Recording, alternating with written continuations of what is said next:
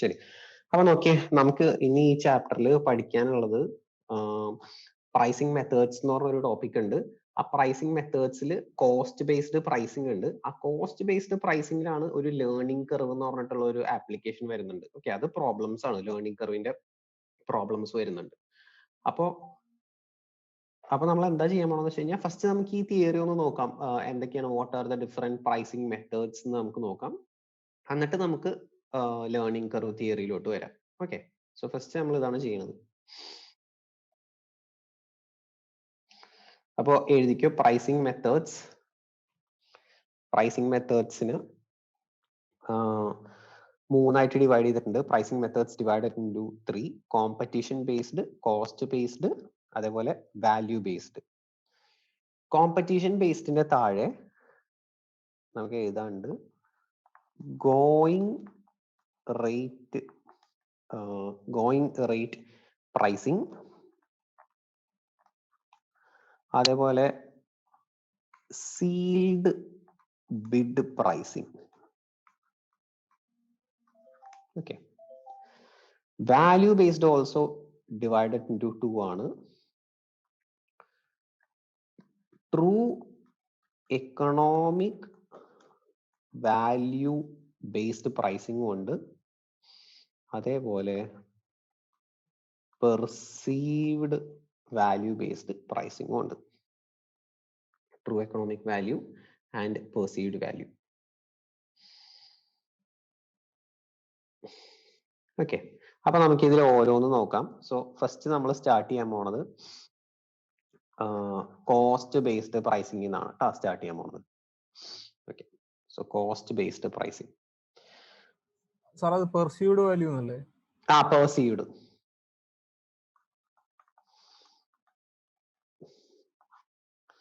Cost based എന്നാണ് നമ്മൾ തുടങ്ങാൻ പോകുന്നത്. അപ്പൊ നോക്കിയടാ, കോസ്റ്റ് ബേസ്ഡ് പ്രൈസിംഗ് മെത്തേഡിൽ നമ്മൾ എങ്ങനെ ചെയ്യണമെന്ന് വെച്ച് കഴിഞ്ഞാല്, നമ്മുടെ ട്രഡീഷണൽ മെത്തേഡ് ഇല്ലേ, ട്രഡീഷണൽ മെത്തേഡ് ഓഫ് പ്രൈസിങ്ങിനെയാണ് കോസ്റ്റ് ബേസ്ഡ് പ്രൈസിംഗ് എന്ന് പറയുന്നത്. അതായത് first we'll ascertain the cost and we'll add the decide markup. അതായിരിക്കും നമ്മുടെ സെല്ലിംഗ് പ്രൈസ്. ഏറ്റവും ട്രഡീഷണൽ, ഏറ്റവും ബേസിക് മെത്തേഡ് അതാണ് കോസ്റ്റ് ബേസ്ഡ് പ്രൈസിംഗ് മെത്തേഡ് എന്ന് പറയുന്നത്. ഓക്കെ അല്ലേ? സോ അതാണ് നമ്മൾ എഴുതാൻ പോകുന്നത്. കോസ്റ്റ് ബേസ്ഡ് പ്രൈസിംഗ് മെത്തേഡിൽ അതിന്റെ താഴെ എഴുതിക്കോ, this is the traditional method of pricing. എന്താണ് ഇതിൽ ചെയ്യണത്?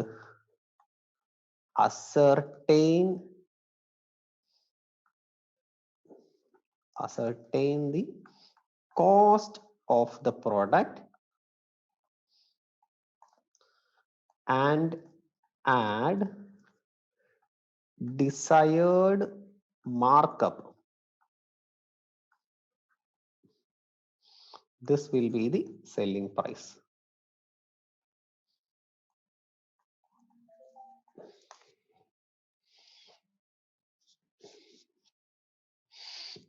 This will be the selling price. പക്ഷേ ഈ മെത്തേഡിന് കുറച്ച് പ്രശ്നമുണ്ട്. ഈ മെത്തേഡിന് ഒരു ലിമിറ്റേഷൻ ഉണ്ട്. നമുക്ക് ഫസ്റ്റ് എന്താ ലിമിറ്റേഷൻ നോക്കാം, എന്നിട്ട് അതിനുള്ള സൊല്യൂഷൻ എന്താന്ന് നോക്കാം. Okay, so cost based price മെത്തേഡിന്റെ ലിമിറ്റേഷൻ എഴുതാം. രണ്ട് കാര്യങ്ങളാണ് ഈ കോസ്റ്റ് ബേസ്ഡ് പ്രൈസിംഗ് മെത്തേഡിൽ. രണ്ട് ലിമിറ്റേഷൻസ് ഉണ്ട്. One,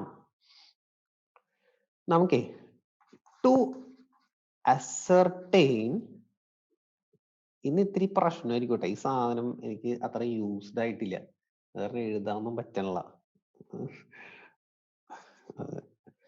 To ascertain the full cost. നമ്മൾ കോസ്റ്റ് ബേസ്ഡ് പ്രൈസിംഗിലെ നമുക്ക് ഫുൾ കോസ്റ്റ് അസർട്ടൈൻ ചെയ്യണം. To ascertain the full cost എന്ത് വേണം? Allocation of overheads are required.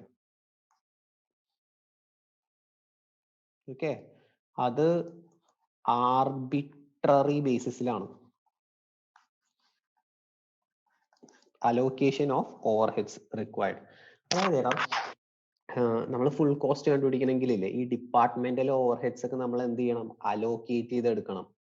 Allocate ചെയ്തെടുക്കണം, നമ്മുടെ പ്രൊഡക്റ്റിലേക്ക് നമ്മൾ അലോക്കേറ്റ് ചെയ്തെടുക്കണം. ആ അലോക്കേഷൻ എന്നൊക്കെ പറയണത്, അതായത് ഇപ്പൊ സിമ്പിൾ ആയിട്ട് പറയുകയാണെങ്കിൽ നമ്മൾ എന്തെങ്കിലും ഒരു പ്രൊഡക്റ്റ് ഉണ്ടാക്കുക, ഫുഡാന്ന് വിചാരിക്കും, സിമ്പിൾ സാധനം പറയാം, ബിരിയാണിയാണ് ഉണ്ടാക്കുന്നതെന്ന് വിചാരിക്കും. അപ്പോൾ അതിന്റെ വേരിയബിൾ കോസ്റ്റ് ഒക്കെ നമുക്ക് ഈസി ആയിട്ട് കണ്ടുപിടിക്കാൻ പറ്റും, ഇൻഗ്രീഡിയൻസിന്റെ കോസ്റ്റ് കണ്ടുപിടിക്കാൻ പറ്റും. പക്ഷെ അത് മാത്രം പോരല്ല, ഫുൾ കോസ്റ്റ് എന്ന് പറയുമ്പോൾ ആ ഫിക്സഡ് കോസ്റ്റ്, ഡിപ്പാർട്ട്മെന്റൽ കോസ്റ്റ്, അങ്ങനെ എല്ലാ കോസ്റ്റും അതിൽ എത്തിക്കണ്ടേ. ആ കോസ്റ്റ് ഒക്കെ നമുക്ക് ഓവർ ഹെഡ്സിന്റെ അലോക്കേഷൻ എന്ന് പറയുന്നത് ഒരു എസ്റ്റിമേഷൻ ബേസിസ് ആണ്, അത് ആക്ച്വൽ ആയിരിക്കില്ല. ഓക്കെ, സോ അതാണ് ഒരു limitation. To find out the full cost, allocation of overheads is necessary, and allocation is arbitrary basis. അതൊരു estimation ബേസിസിലാണ് allocate ചെയ്യണത്. ക്ലിയർ അല്ലേ? ശരി. അതേപോലെ സെക്കൻഡ് പ്രോബ്ലം എന്ന് പറഞ്ഞാൽ, സെക്കൻഡ് ലിമിറ്റേഷൻ എന്ന് പറഞ്ഞു കഴിഞ്ഞാൽ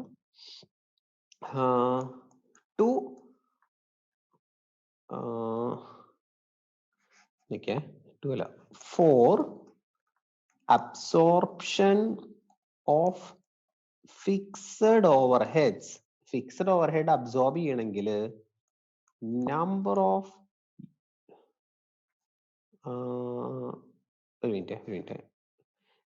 demand of the product needs to be ascertained.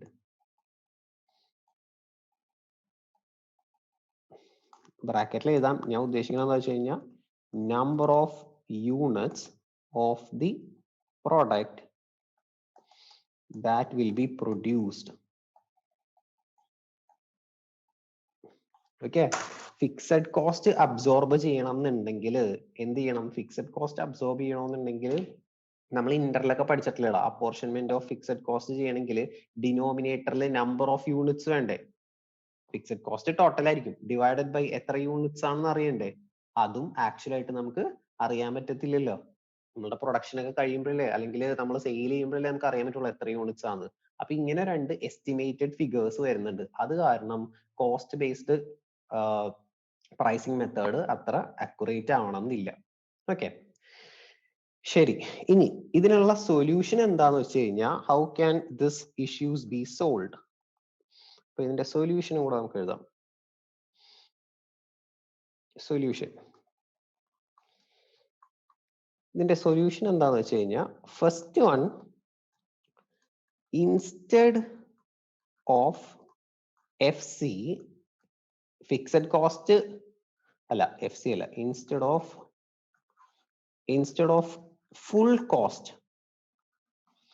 Full cost consider ചെയ്യണതിന് പകരം only the variable cost can be considered. Okay, instead of full cost, only the variable cost can be considered. Variable cost മാത്രം നമ്മൾ consider ചെയ്യും. പക്ഷെ അവിടെ ശ്രദ്ധിക്കേണ്ട എന്താന്ന് വെച്ച് കഴിഞ്ഞാൽ, in such situation നമ്മൾ നോക്കണം, the markup added to the variable cost should be able to cover fixed cost and generate profit.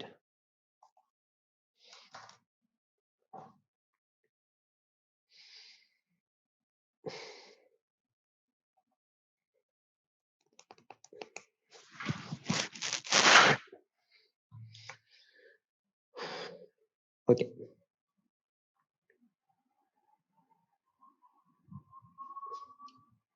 Okay, അപ്പൊ പറഞ്ഞോട്ടെ.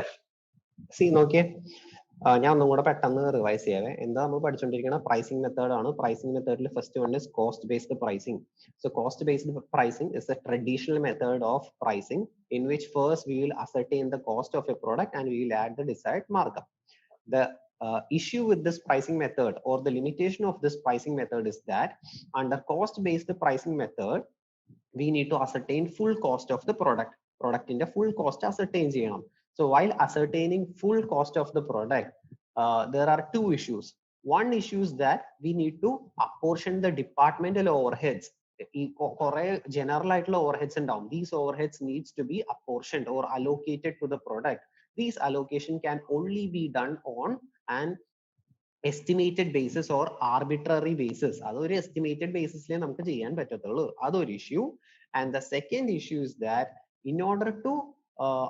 in order to absorb fixed overhead absorb ചെയ്യണമെങ്കിൽ നമുക്ക് എന്ത് വേണം? we need to ascertain the number of units that will be produced. എത്ര units നമ്മൾ produce ചെയ്യും അത് നമ്മൾ ascertain ചെയ്ത് വെക്കേണ്ട ആവശ്യമുണ്ട്. So these are the limitation of cost based pricing method. So the solution to this issue is that instead of ascertaining the full cost, നമ്മൾ full cost ascertain ചെയ്യുന്നതിന് പകരം we will ascertain only the variable cost of the product and we will add a markup. The markup will be in such a way that the markup is able to cover fixed cost as well as excess, and after that there will be some excess contribution to as profit. അതായത് ആ markup എന്ന് പറയുന്നത് നമ്മൾ എങ്ങനെ വെക്കും എന്നറിയോ? നമുക്ക് ആദ്യം ഫിക്സഡ് കോസ്റ്റ് റിക്കവർ ചെയ്യണം. ആ ഫിക്സഡ് കോസ്റ്റ് റിക്കവർ ചെയ്തിട്ട് പ്രോഫിറ്റ് ഉണ്ടാവണം. ആ രീതിയിൽ വേണം നമ്മൾ സെറ്റ് ചെയ്യാൻ വേണ്ടിയിട്ട്. ക്ലിയർ അല്ലേ? ഇനി when can this cost based pricing method be applied, in which situation, അല്ലെങ്കിൽ ഏത് സിനാരിയോയിലും നമുക്ക് cost based pricing method apply ചെയ്യാൻ പറ്റും, അതും കൂടി ഇതിൽ നോക്കാനുണ്ട്. ഓക്കെ, അപ്പൊ ഇതിന്റെ താഴെ എഴുതിക്കോ, ഈ സൊല്യൂഷൻ എഴുതില്ല, അതിന്റെ താഴെ സിറ്റുവേഷൻസ് ഓഫ് യൂസ് എന്നോ അല്ലെങ്കിൽ സ്യൂട്ടബിൾ ഫോർ എന്നോ വല്ലോ എഴുതാം. ഓക്കെ, സ്യൂട്ടബിൾ എപ്പോഴാണ് ഇത് സ്യൂട്ടബിൾ, അല്ലെങ്കിൽ when can this method be adopted? Okay, അപ്പോ ഞാൻ ജസ്റ്റ് പറയാം, വരാൻ പോകുന്ന ഒരു ക്വസ്റ്റ്യൻ പറയാം. ക്വസ്റ്റ്യനിൽ ഇങ്ങനെയൊക്കെ ആയിരിക്കും. നമ്മൾ എന്തെങ്കിലും ഒരു പ്രൊഡക്റ്റ് തന്നാൽ അതിന്റെ പ്രൈസ് ഒക്കെ കണ്ടുപിടിച്ച് കഴിഞ്ഞിട്ട് അവർ പറയും ദ കമ്പനി പുതിയ പ്രൊഡക്റ്റ് അല്ലെങ്കിൽ പ്രൊഡക്റ്റ് ഇറക്കാൻ പോവാണ്. Can the company adopt cost based pricing method for this product? ഈ പ്രൊഡക്റ്റിന് cost based pricing method adopt ചെയ്യാൻ പറ്റുമോ? അപ്പോൾ അത് അഡോപ്റ്റ് ചെയ്യാൻ പറ്റുമോ എന്ന് അറിയണമെങ്കിൽ നമ്മളിപ്പോൾ പഠിക്കാൻ പോകുന്ന 2 പോയിന്റ്സ് ഇല്ലേ, ആ പോയിന്റ്സ് നമ്മൾ ഓർത്ത് വെക്കണം. ആ പോയിന്റ്സ് ആപ്ലിക്കബിൾ ആണെങ്കിലാണ് ഇത് അഡോപ്റ്റ് ചെയ്യാൻ പറ്റുള്ളൂ എന്നാണ് നമ്മൾ ആൻസർ ആയിട്ട് പറയാൻ പോകുന്നത്. ഓക്കെ അല്ലടാ? ശരി, അപ്പൊ എഴുതിക്കോ. ഒന്ന്, ഫസ്റ്റ് വൺ, എപ്പോഴാണത് സ്യൂട്ടബിൾ? ഫസ്റ്റ് വൺ,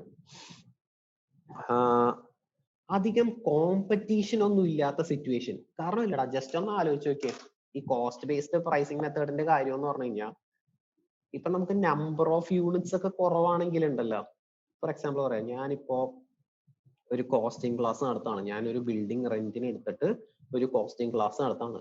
അപ്പൊ എനിക്ക് 6 മാസം കോസ്റ്റിംഗ് ക്ലാസ് ഒരു 2-3 മാസം പിടിക്കും കേട്ടോ. അപ്പൊ ആ ബിൽഡിംഗ് റെന്റ് എന്ന് പറഞ്ഞാൽ ഒരു മാസം 10,000 രൂപ ആയിരിക്കും. അപ്പൊ 3 മാസത്തേക്ക് 30,000 രൂപ റെന്റ് വരും. ജസ്റ്റ് ഒന്ന് ആലോചിച്ച് നോക്കിയേ, ക്ലാസ്സിൽ ഒരു കുട്ടിയെ വന്നുള്ളേ, ഒരു കുട്ടികൾ കോസ്റ്റിംഗ് പഠിക്കാൻ. അപ്പൊ ഞാൻ എന്റെ പ്രൈസിംഗ് മെത്തേഡ് എന്ന് പറഞ്ഞാൽ കോസ്റ്റ് ബേസ്ഡ് പ്രൈസിംഗ് മെത്തേഡാണ്. അപ്പൊ ഞാൻ എന്ത് ചെയ്തു? Variable cost, okay, study material കൊടുത്തു 100 രൂപ, ഫിക്സഡ് കോസ്റ്റ് 30,000 രൂപ. അപ്പൊ കോസ്റ്റ് 30,200 രൂപ പ്ലസ് കുറച്ച് പ്രോഫിറ്റ് വേണ്ട എനിക്ക്.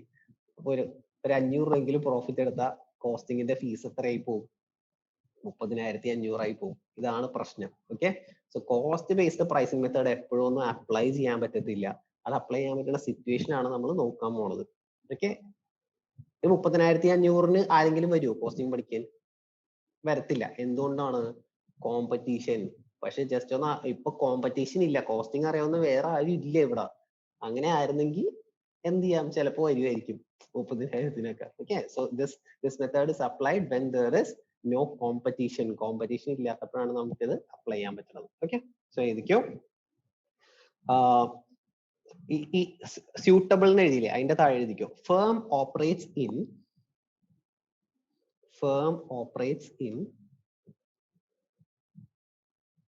a less competitive environment.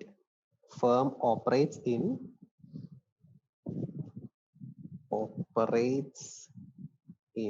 a less competitive environment. അല്ലെങ്കിൽ the market is less competitive. രണ്ടാമത്, പ്രൊഡക്റ്റ് കസ്റ്റമൈസ്ഡ് പ്രൊഡക്റ്റ് ആണെന്ന് വിചാരിക്കുക. ഓക്കെ, നമ്മളുടെ പ്രോഡക്റ്റ് കസ്റ്റമൈസ്ഡ് പ്രോഡക്റ്റ് ആണ്. ഫോർ എക്സാമ്പിൾ ഇപ്പൊ ഞാൻ ചെയ്യുന്നത് ഇന്റീരിയർ ഡിസൈനിങ് ആണ്. ഞാൻ ഇന്റീരിയർ ഡിസൈനിങ് ആണ് ചെയ്യണമെങ്കിൽ ഏത് മെത്തേഡ് എനിക്ക് യൂസ് ചെയ്യാൻ പറ്റുള്ളൂ? Cost based pricing. ബിക്കോസ് ഓരോ വീടും വേറെ വേറെ ടൈപ്പ് ആണ്. അപ്പൊ ആ വീട്ടിൽ എത്ര ഡിസൈൻ ചെയ്യാൻ അതിന്റെ സാധനങ്ങൾക്കൊക്കെ എത്ര കോസ്റ്റ് വന്നു പ്ലസ് പ്രോഫിറ്റ്, അങ്ങനെ ആയിരിക്കും എന്റെ സെല്ലിംഗ് പ്രൈസ്. ഓക്കെ, അപ്പൊ സെക്കൻഡ് പോയിന്റ് എഴുതിക്കോ. ഓർ ഇത് എഴുതിയില്ലേ സെക്കൻഡ് പോയിന്റ് സ്യൂട്ടബിൾ, അതിൽ second point or customized products based on requirement of the customer. Customized products based on requirement of the customer. Customized products based on requirement of the customer.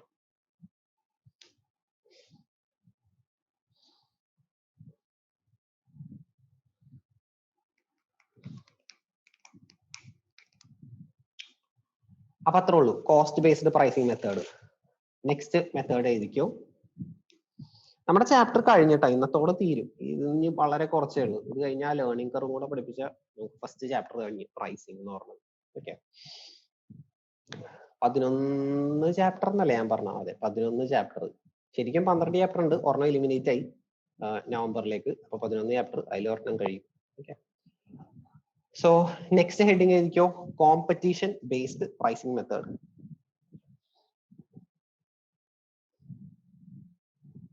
Competition based pricing method. നമ്മൾ വരെ പറഞ്ഞത് second method ഞാൻ പറഞ്ഞത് competition based pricing method ആണ്. Okay, so എഴുതിക്കോ competition based pricing methods. So under competition based pricing method, the price will be charged based on the price of the competitors.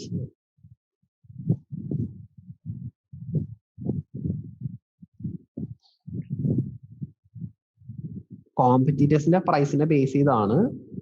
The price can be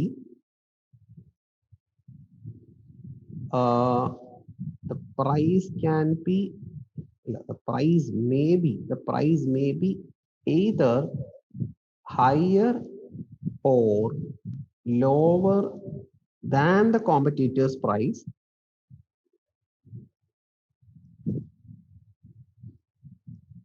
by some percentage.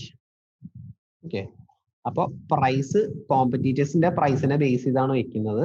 The price may be either higher or lower. അത് നമുക്ക് ഇഷ്ടമുള്ള പോലെ ചെയ്യാം. ഇനി ഇതിലൊരു സംഭവം എന്താണെന്ന് വെച്ച് കഴിഞ്ഞാൽ, when the competitors change their prices, we need to change our prices. We'll have to change our prices even if there is no change in our cost or demand. നമ്മളുടെ പ്രൊഡക്റ്റിന്റെ ഇല്ലേ, നമ്മുടെ കോസ്റ്റിലോ ഡിമാൻഡിലോ ഒന്നും ഒരു വ്യത്യാസം ഇല്ലെങ്കിലും based on the competitors changing their prices, നമ്മളുടെ പ്രൈസിലും അതിന്റെ impact വരുത്തേണ്ടി വരും. Okay, so competition based pricing എന്ന് പറയണത് അതാണ്. ഓക്കെ, സോ എഴുതിക്കോ last point. when the competitors change their price, when the competitors change their price, the firm will also change its price.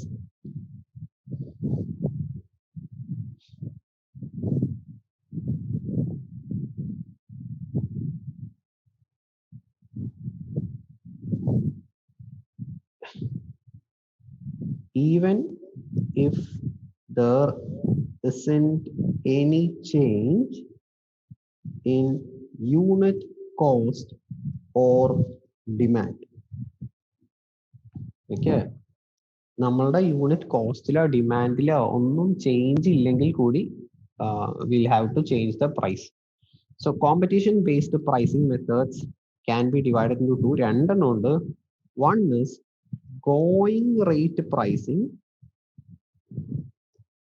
and the second one sealed bid pricing. Going rate pricing എന്ന് പറഞ്ഞുകൊണ്ട് sealed bid പ്രൈസിംഗും ഉണ്ട്. So first നമ്മൾ നോക്കാൻ പോകുന്നത് going rate pricing ആണ്. Sir ഒന്ന് scroll ചെയ്യാമോ മേളിലേക്ക്?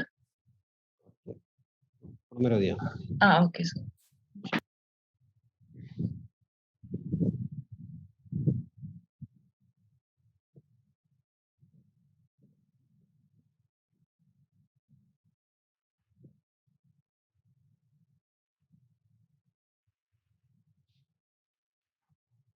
കഴിഞ്ഞാടാ. സർ കഴിഞ്ഞു. ഗോയിങ് റേറ്റ് പ്രൈസിംഗിലില്ലേ, ഗോയിങ് റേറ്റ് പ്രൈസിംഗിൽ firm tries to keep the price at an average level which is charged by the industry. ആ ഇൻഡസ്ട്രിയിൽ ഗോയിങ് റേറ്റ് എന്ന് പറഞ്ഞാൽ അത്രേ ഉള്ളൂ. ആ ഇൻഡസ്ട്രിയിലെ ആവറേജ് പ്രൈസ് എത്രയാണ്, ആ പ്രൈസ് ആയിരിക്കും നമ്മൾ കീപ്പ് ചെയ്യാൻ പോണത്.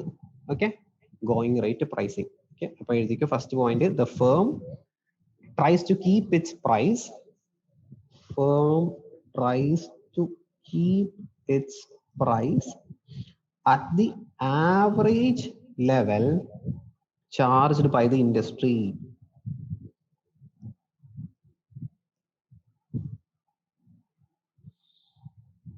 Charged by the industry.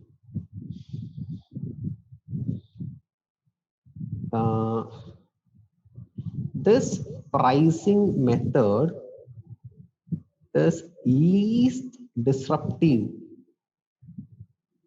to the market.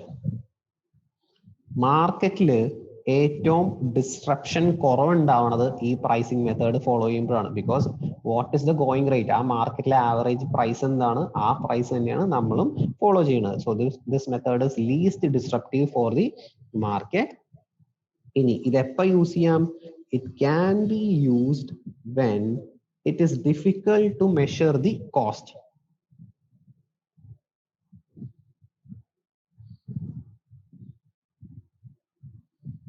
It can be used when it is difficult to measure the cost. കേട്ടോ, ഇതിന്റെ ഒരു അഡ്വാൻറ്റേജ് ആയിട്ട് നമുക്ക് ഇത് പറയാം. What is the advantage of using going rate pricing method? This method is least disruptive to the market or industry. Least disruption ആണ്. അതേപോലെ ഈ ക്യാൻ ബി യൂസ്ഡ് ഇല്ലേ, ഇതിന്റെ താഴെ അടുത്ത പോയിന്റ്സും കൂടെ ആയിരിക്കും കേട്ടോ. ക്യാൻ ബി യൂസ്ഡ് ഇത് തന്നെ പറയണം. It can be used when it is difficult to measure the cost. അതേപോലെ അടുത്ത പോയിന്റ് ആയിട്ട് ഇരിക്കോ, normally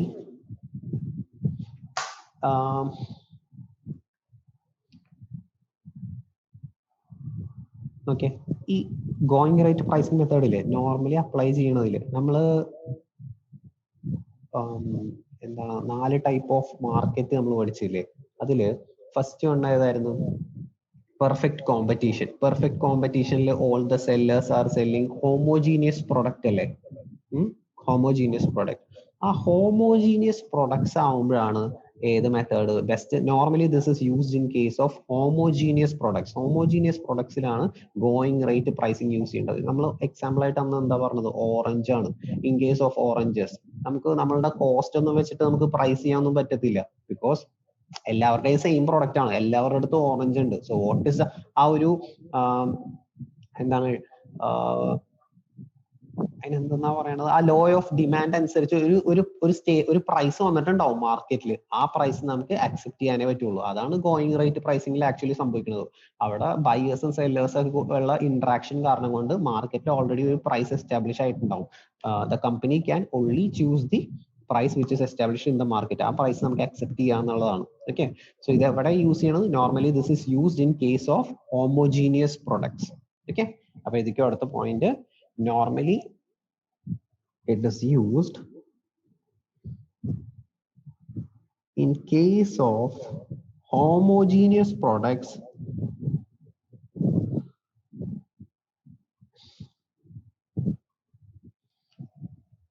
in highly competitive market.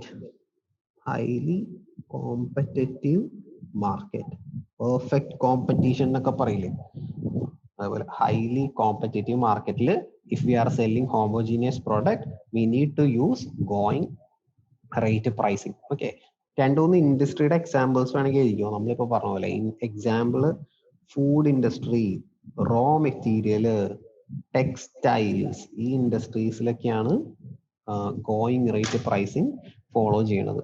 Okay, പക്ഷെ ഇതിൽ തന്നെ if the company is able to convince the customers that their products are differentiated products ആണെങ്കിൽ they need not follow going rate pricing.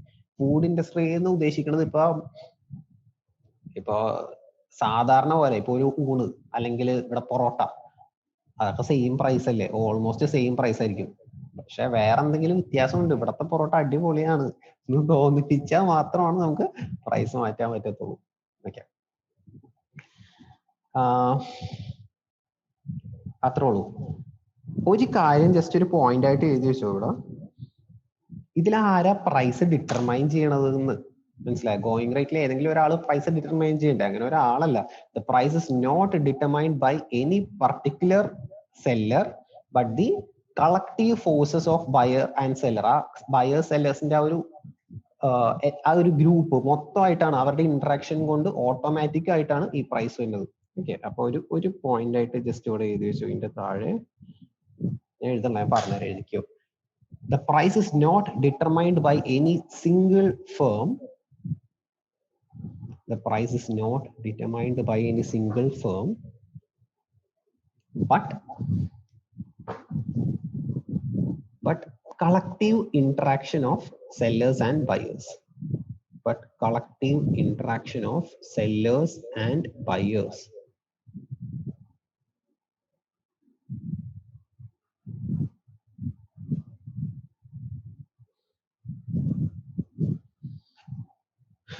Okay, അപ്പൊ അത്രേ ഉള്ളൂ. നമ്മളിപ്പോ ഇതിനെക്കുറിച്ച് എന്തൊക്കെയാ പറഞ്ഞ, ഗോയിങ് റേറ്റ് പ്രൈസിങ് എന്താന്ന് നമ്മൾ പറഞ്ഞു, when can it be used നമ്മൾ പറഞ്ഞു. Next second one is sealed bid pricing. Sealed bid pricing.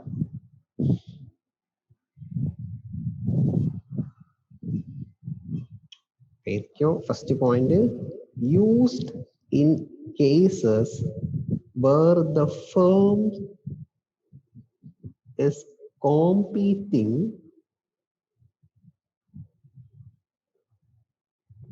with others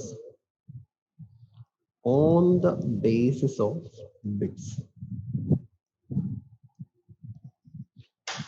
So this pricing method is used in cases where the firm is competing with others on the basis of bids.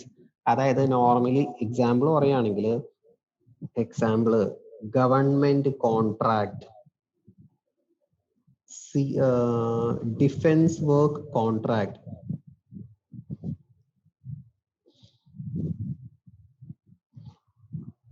Original equipment manufacturers, heavy industry, heavy എന്തെങ്കിലും machinery അങ്ങനത്തെ സാധനങ്ങളുടെ original equipment manufacturers, OEM, government contract, defence work contract. അതായത് basically ബിഡില്ലേ, bid ചെയ്യണ pricing, bid വെച്ചിട്ട് ഇവിടെ actually എങ്ങനെ price decide ചെയ്യണത്, നമ്മൾ സീൽഡ് ബിഡിൽ നമ്മൾ എല്ലാ ഫേമിനും, നമ്മുടെ ഫേമിന് നമുക്ക് ഈ കോൺട്രാക്ട് വേണം. അപ്പോ നമ്മളുടെ കോസ്റ്റിനെ ബേസ് ചെയ്ത് പ്രൈസ് ചെയ്യണേലും ഇതൊരു സൈക്കോളജിക്കൽ പ്രൈസിങ് ആണ്. The pricing will be based on what other competitors are going to price. അവരെങ്ങനെയാ പ്രൈസ് ചെയ്യാൻ പോണത്, അതിനെ ബേസ് ചെയ്തിട്ടാണ് നമ്മൾ ഒരു പ്രൈസ് എസ്റ്റിമേറ്റ് ചെയ്യണത്, അല്ലാണ്ട് നമ്മളുടെ കോസ്റ്റിനെ ബേസ് ചെയ്തിട്ടല്ല. ഓക്കെ, സോ ഏതൊക്കെയോ pricing is based on expectation of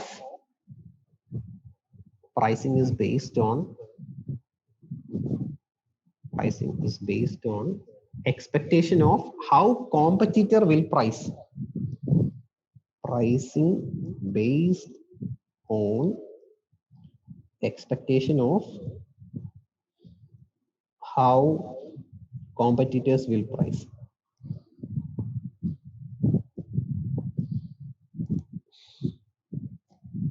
ശരി, അപ്പോ അത്ര ഉള്ളൂ സീൽഡ് ബിഡ് പ്രൈസിങ്. ഓക്കെ, ഇതൊക്കെ ചെറിയ ചെറിയ സാധനമായിട്ടാണ് നമ്മൾ ടെക്സ്റ്റിൽ കിടക്കുന്ന കേട്ടോ. ഞാൻ ചാപ്റ്റർ 6 പഠിക്കാൻ പറഞ്ഞില്ലേ, ചാപ്റ്റർ 6, ആ ചാപ്റ്റർ 6 ഒരു സംഭവം ഉണ്ട്, റെലവെന്റ് കോസ്റ്റ് എന്ന് പറഞ്ഞ ഒരു സംഭവം നമുക്ക് പഠിക്കാനുണ്ട്. അതും കൂടെ ഒരു പോയിന്റ് ആയിട്ട് എഴുതിക്കോ. Normally price will be based on relevant cost. എന്താന്ന് വെച്ചാലടാ ഇത് എഴുതുന്നത്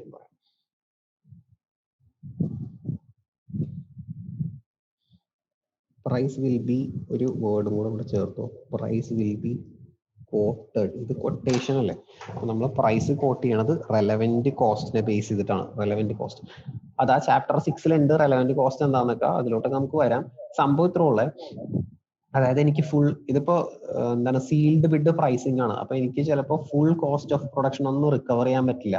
അപ്പൊ ഞാൻ എന്താ ചെയ്യണമെന്ന് വെച്ച് കഴിഞ്ഞാൽ first I will find out the relevant cost of completing this contract. ഇപ്പൊ എന്തെങ്കിലും ഒരു പ്രത്യേക കോൺട്രാക്ട് ആണെങ്കിൽ ആ കോൺട്രാക്ട് ചെയ്യാൻ വേണ്ടി മാത്രം എനിക്ക് എത്ര രൂപ എക്സ്ട്രാ കോസ്റ്റ് വരും. ഞാൻ എന്റെ fixed overhead, departmental overheads അങ്ങനത്തെ സാധനങ്ങളൊന്നും എടുക്കൂല. I will just consider the relevant cost of executing the contract. ആ ഒരു കോൺട്രാക്ട് ചെയ്യാൻ വേണ്ടി എനിക്ക് എത്ര റുപ്പീസ് വരും. ബേസിക്കലി പറഞ്ഞാൽ വേരിയബിൾ കോസ്റ്റ് ആയിരിക്കും. അല്ലെങ്കിൽ എന്തെങ്കിലും ഫിക്സഡ് കോസ്റ്റിൽ ഇൻക്രീസ് വരുമെങ്കിൽ ആ ഇൻക്രീസ് മാത്രമേ ഞാൻ അതിൽ കൺസിഡർ ചെയ്യുള്ളൂ. അങ്ങനത്തെ കോസ്റ്റിനാണ് റെലവെന്റ് കോസ്റ്റ് എന്ന് പറയുന്നത്. റെലവെന്റ് കോസ്റ്റ് എന്ന് പറഞ്ഞാൽ cost incurred exclusively for this contract. ഈ ഒരു കോൺട്രാക്ടിന് വേണ്ടി മാത്രം നമ്മൾ എത്ര രൂപ ഇൻകർ ചെയ്തു, ആ എമൗണ്ടിനെ ബേസ് ചെയ്താണ് നമ്മൾ ആ എമൗണ്ടിന് ഒരു ചെറിയ മാർജിൻ ഇട്ടിട്ടായിരിക്കും നമ്മൾ കൊട്ടേഷൻസ് ഒക്കെ കൊടുക്കുന്നത്. ഓക്കെ, ശരി. സോ ലാസ്റ്റ് വൺ, ഇപ്പൊ നമ്മൾ കോസ്റ്റ് ബേസ്ഡ് പറഞ്ഞു, കോമ്പറ്റീഷൻ ബേസ്ഡ് പറഞ്ഞു. Last one is value based pricing.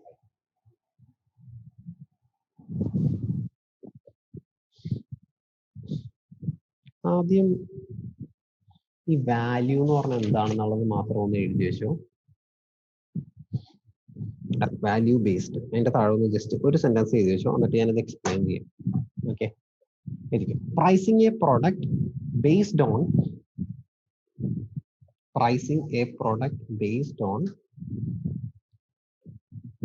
customers' perception. Pricing a product based on customers' perception about the value of the product. Pricing a product based on customers' perception about the value of the product. Appo just ഒന്ന് ശ്രദ്ധിച്ചേ, ഇതിന്റെ problem ഉണ്ട് നമുക്ക് ചെയ്യാൻ വേണ്ടി value ബേസ്ഡിന്റെ. അപ്പൊ നോക്കാം, ആദ്യം ജസ്റ്റ് ഒന്ന് പറയട്ടെ. വാല്യൂ ബേസ്ഡ് പ്രൈസിംഗിൽ എങ്ങനെയാണ് നമ്മൾ പ്രൈസ് ഡിസൈഡ് ചെയ്യണത്? The price of a product will be based on customer perception about the value of the product. ഒരു പ്രൊഡക്റ്റിന്റെ വാല്യൂവിനെ ബേസ് ചെയ്താണ് നമ്മൾ പ്രൈസ് ഡിസൈഡ് ചെയ്യാൻ പോണത്. അപ്പൊ ഈ വാല്യൂ എന്ന് പറഞ്ഞാൽ എന്താണെന്ന് അറിയണം. ഓക്കെ, വാല്യൂ എന്ന് പറഞ്ഞാൽ എന്താണെന്ന് നമുക്ക് നോക്കാം. അപ്പോ കോസ്റ്റ് ഉണ്ട്, പ്രൈസ് ഉണ്ട്, വാല്യൂ ഉണ്ട്. Cost is a fact, price is a decision, value is an opinion.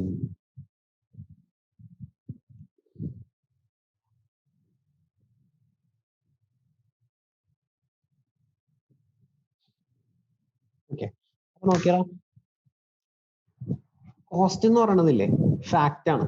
അതായത് നമുക്കിത് ആക്ച്വൽ കണ്ടുപിടിച്ചെടുക്കാൻ പറ്റും. കോസ്റ്റ് നമുക്ക് അസർട്ടൈൻ ചെയ്തെടുക്കാൻ പറ്റും. അതൊരു ഫാക്റ്റ് ആണ്. ഫോർ എക്സാമ്പിൾ ഇപ്പൊ ഞാൻ നേരത്തെ പറഞ്ഞ പോലെ ഒരു കോസ്റ്റിംഗ് ക്ലാസ് നടത്തുകയാണെങ്കിൽ ആ കോസ്റ്റിംഗ് ക്ലാസ്സിന് വേണ്ടിയിട്ട് എത്ര റുപ്പീസ് കോസ്റ്റ് ഇൻകർ ചെയ്തു, ഇറ്റ് ഇസ് എ ഫാക്ട്. അങ്ങനെ ഒരു സാധനം ഉണ്ട്, അത് ആക്ച്വലി നമുക്ക് കണ്ടുപിടിക്കാൻ പറ്റും. പ്രൈസ് എന്ന് പറഞ്ഞത് എന്റെ ഡിസിഷൻ ആണ്. സപ്പോസ് ഞാൻ കോസ്റ്റ് അസർട്ടൈൻ ചെയ്തപ്പോ എനിക്ക് കോസ്റ്റ് വന്നത് കോസ്റ്റ് പെർ സ്റ്റുഡന്റ് ഒരു റുപ്പീസ് 6,000 വന്നെന്ന് വിചാരിക്കുക. ഫിക്സഡ് കോസ്റ്റും എല്ലാം കൂടി കൺസിഡർ ചെയ്തപ്പോൾ cost per student is rupees 6,000. But price is my decision. എനിക്ക് വേണമെങ്കിൽ 4,000 സ്റ്റുഡൻസിന്റെ നിന്ന് കളക്ട് ചെയ്യാം, എനിക്ക് വേണമെങ്കിൽ 7,000 റുപ്പീസ് കളക്ട് ചെയ്യാം, അല്ലെ? Price is my decision. Cost is a fact, price is my decision. Value എന്ന് പറയുന്നത് ഇസ് ആൻ ഒപ്പീനിയൻ. ഞാൻ 7,000 ചാർജ് ചെയ്തു, അതെന്റെ ഡിസിഷൻ ആണ്. വാല്യൂ എന്ന് പറയുന്നത് ഒപ്പീനിയൻ ആണ്. ഒപ്പീനിയൻ എന്ന് പറഞ്ഞാൽ benefit received by the consumer. അത് എൻ്റെ ഇപ്പം ഇവിടെ കൺസ്യൂമർ എന്ന് പറഞ്ഞാൽ സ്റ്റുഡൻസ് ആണ്, കോസ്റ്റിംഗ് ക്ലാസ് ആണെങ്കിൽ. അപ്പൊ സ്റ്റുഡൻസിന്റെ ഒപ്പീനിയൻ ആണ് ഈ ക്ലാസ്സിന് ഇതിന്റെ വാല്യൂ ഉണ്ടോ ഇല്ലേ. That is an opinion. It changes from one person to another. അങ്ങനെ ഒപ്പീനിയൻ അല്ലെങ്കിൽ അവർക്ക് കിട്ടുന്ന ഒരു ബെനിഫിറ്റിനെ ബേസ് ചെയ്ത് നമ്മൾ സെല്ലിംഗ് പ്രൈസ് ഫിക്സ് ചെയ്യുകയാണെങ്കിൽ അതിനാണ് വാല്യൂ ബേസ്ഡ് പ്രൈസിങ് മെത്തേഡ് എന്ന് പറയുന്നത്. Okay, pricing a product based on the benefits അല്ലെങ്കിൽ customers perception about the value of the product. ആ പ്രൊഡക്റ്റിന് കസ്റ്റമർ ഇടുന്ന വാല്യൂ എന്താണ്, ആ വാല്യൂവിനെ ബേസ് ചെയ്ത് നമ്മൾ പ്രൈസ് ചെയ്യണതിനാണ് വാല്യൂ ബേസ്ഡ് പ്രൈസിംഗ് എന്ന് പറയുന്നത്. സോ വാല്യൂവിനെ തന്നെ നമുക്ക് രണ്ടായിട്ട് ഡിവൈഡ് ചെയ്യാൻ പറ്റും. Value can be divided into two: true economic value,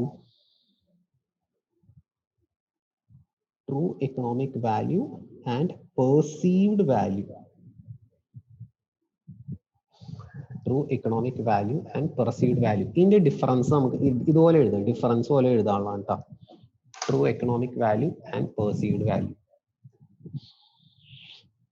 So true economic value യുടെ താഴെ ഫസ്റ്റ് പോയിന്റ് എഴുതിക്കോ. Measure of benefits. True economic value അതിന്റെ താഴെ ഇവിടെ എഴുതാനുള്ളതാണ് കേട്ടോ. Measure of benefits that a product is intended to deliver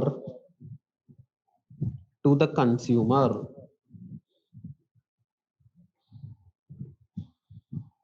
Measure of benefits that a product is intended to deliver to the consumer, whether or not the consumer recognizes it.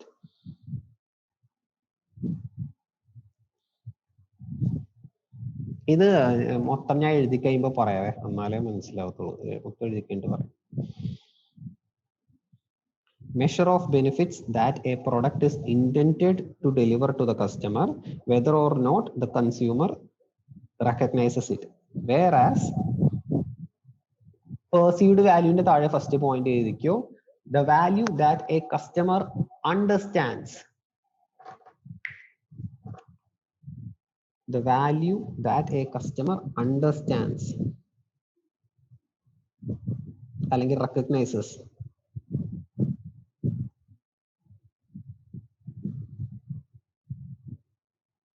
The product value that a customer understands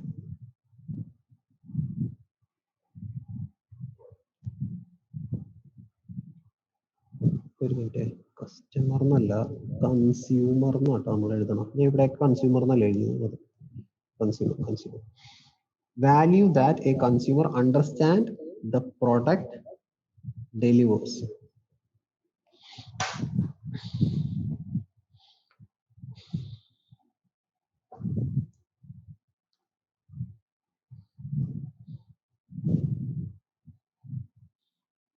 okay, അപ്പൊ നോക്കിയാൽ ഞാൻ just ഒന്ന് പറയട്ടെ. Value എന്ന് പറഞ്ഞാൽ നമ്മൾ എന്താന്ന് പറഞ്ഞത്, വാല്യൂ ഇസ് ആൻ ഒപ്പീനിയൻ ആണ്. നമ്മുടെ സെല്ലറിന്റെ പോയിന്റ് ഓഫ് വ്യൂയിലുള്ള ഒപ്പീനിയൻ ആണ് ട്രൂ എക്കണോമിക് വാല്യൂ എന്ന് പറയുന്നത്. കൺസ്യൂമറിന്റെ പോയിന്റ് ഓഫ് വ്യൂയിലുള്ള ഒപ്പീനിയനെ നമ്മൾ എന്തെന്ന് പറയും, പെർസീവ്ഡ് വാല്യൂ എന്ന് പറയും. ഓക്കെ, ഇത് തമ്മിലുള്ള ഡിഫറൻസ് എന്താണെന്ന് വെച്ച് കഴിഞ്ഞാൽ, ട്രൂ എക്കണോമിക് വാല്യൂ ആക്ച്വലി നമ്മൾ കമ്പ്യൂട്ട് ചെയ്തെടുക്കുന്നതാണ്. എങ്ങനെ കമ്പ്യൂട്ട് ചെയ്യണമെന്ന് വെച്ച് കഴിഞ്ഞാൽ, it is the measure of benefits that a product is intended to deliver to the customer. അതായത് ഞാനൊരു പ്രൊഡക്റ്റ് ഉണ്ടാക്കി, ഓക്കെ, അപ്പൊ ആസ് എ സെല്ലർ ഞാൻ വിചാരിക്കുകയാണ് this is the value of this product. ഈ പ്രൊഡക്റ്റിന്റെ ബെനിഫിറ്റ്സ് എല്ലാം കൂടി ആഡ് ചെയ്തെടുത്തു കഴിഞ്ഞാൽ this much will be the value. Whether or not the customer can understand the value, whether or not the customer can recognize the value. ഞാൻ example വെച്ചിട്ട് തന്നെ പറഞ്ഞുതരാം, അപ്പൊ നിങ്ങൾക്ക് മനസ്സിലാവും. ഇതിന്റെ ഫോർമുല ഉണ്ട്, ആ ഫോർമുലയും കൂടി എഴുതിക്കോ, എന്നിട്ട് എക്സ്പ്ലെയിൻ ചെയ്യാം. ഇതിന്റെ താഴെ TEV is equal to, ഫോർമുലയാണ് എഴുതിക്കോ, TEV is equal to cost of next best alternative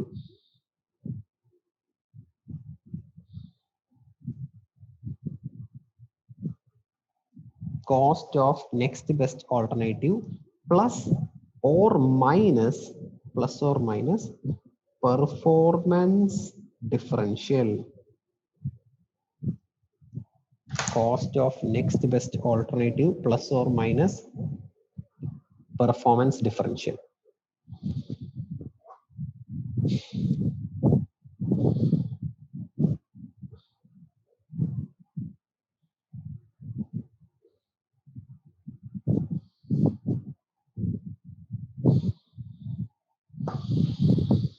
Okay.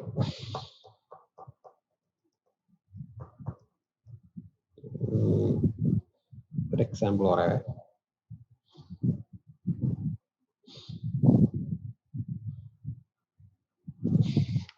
okay.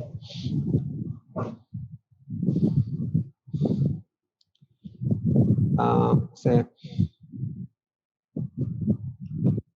for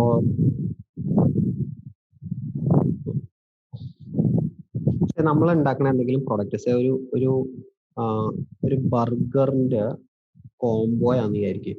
okay, നമ്മുടെ പ്രോഡക്റ്റ് എന്ന് പറയുന്നത് ഒരു ബർഗറിന്റെ കോംബോ എന്ന് പറഞ്ഞാൽ ഈ മീല് പോലെ എന്താണ് ബർഗർ ഉണ്ടാവും, അതിന്റെ കൂടെ എന്തെങ്കിലും ഡ്രിങ്ക് ഉണ്ടാവും, അങ്ങനത്തെ എന്തെങ്കിലും ആണെന്ന് വിചാരിക്കും. ഓക്കെ, അപ്പൊ ഇതിന്റെ ട്രൂ എക്കണോമിക് വാല്യൂ നമുക്ക് കണ്ടുപിടിക്കണം. Okay, we are going to estimate the true economic value. അപ്പൊ എങ്ങനെ കണ്ടുപിടിക്കണം എന്ന് വെച്ച് കഴിഞ്ഞാൽ, ഫസ്റ്റ് വീൽ നമ്മുടെ കമ്പനിയുടെ പേര് എക്സ് എന്നാന്ന് വിചാരിക്കുക. എക്സ് എന്ന് പറഞ്ഞ കമ്പനിയാണ് നമ്മളുടെ. അപ്പൊ നമുക്ക് ഇതിന്റെ ട്രൂ എക്കണോമിക് വാല്യൂ കണ്ടുപിടിക്കണം. So first we start from the cost of next best alternative. അതായത് ഈ ബർഗർ നിങ്ങൾ വാങ്ങിച്ചില്ലെങ്കിൽ നെക്സ്റ്റ് ബെസ്റ്റ് ഓൾട്ടർനേറ്റീവ് വേറെ ഏത് നിങ്ങൾ വാങ്ങിക്കും. നിങ്ങൾ മെക്ബിയുടെ ബർഗറാ വാങ്ങിക്കുന്നത് വിചാരിക്കും.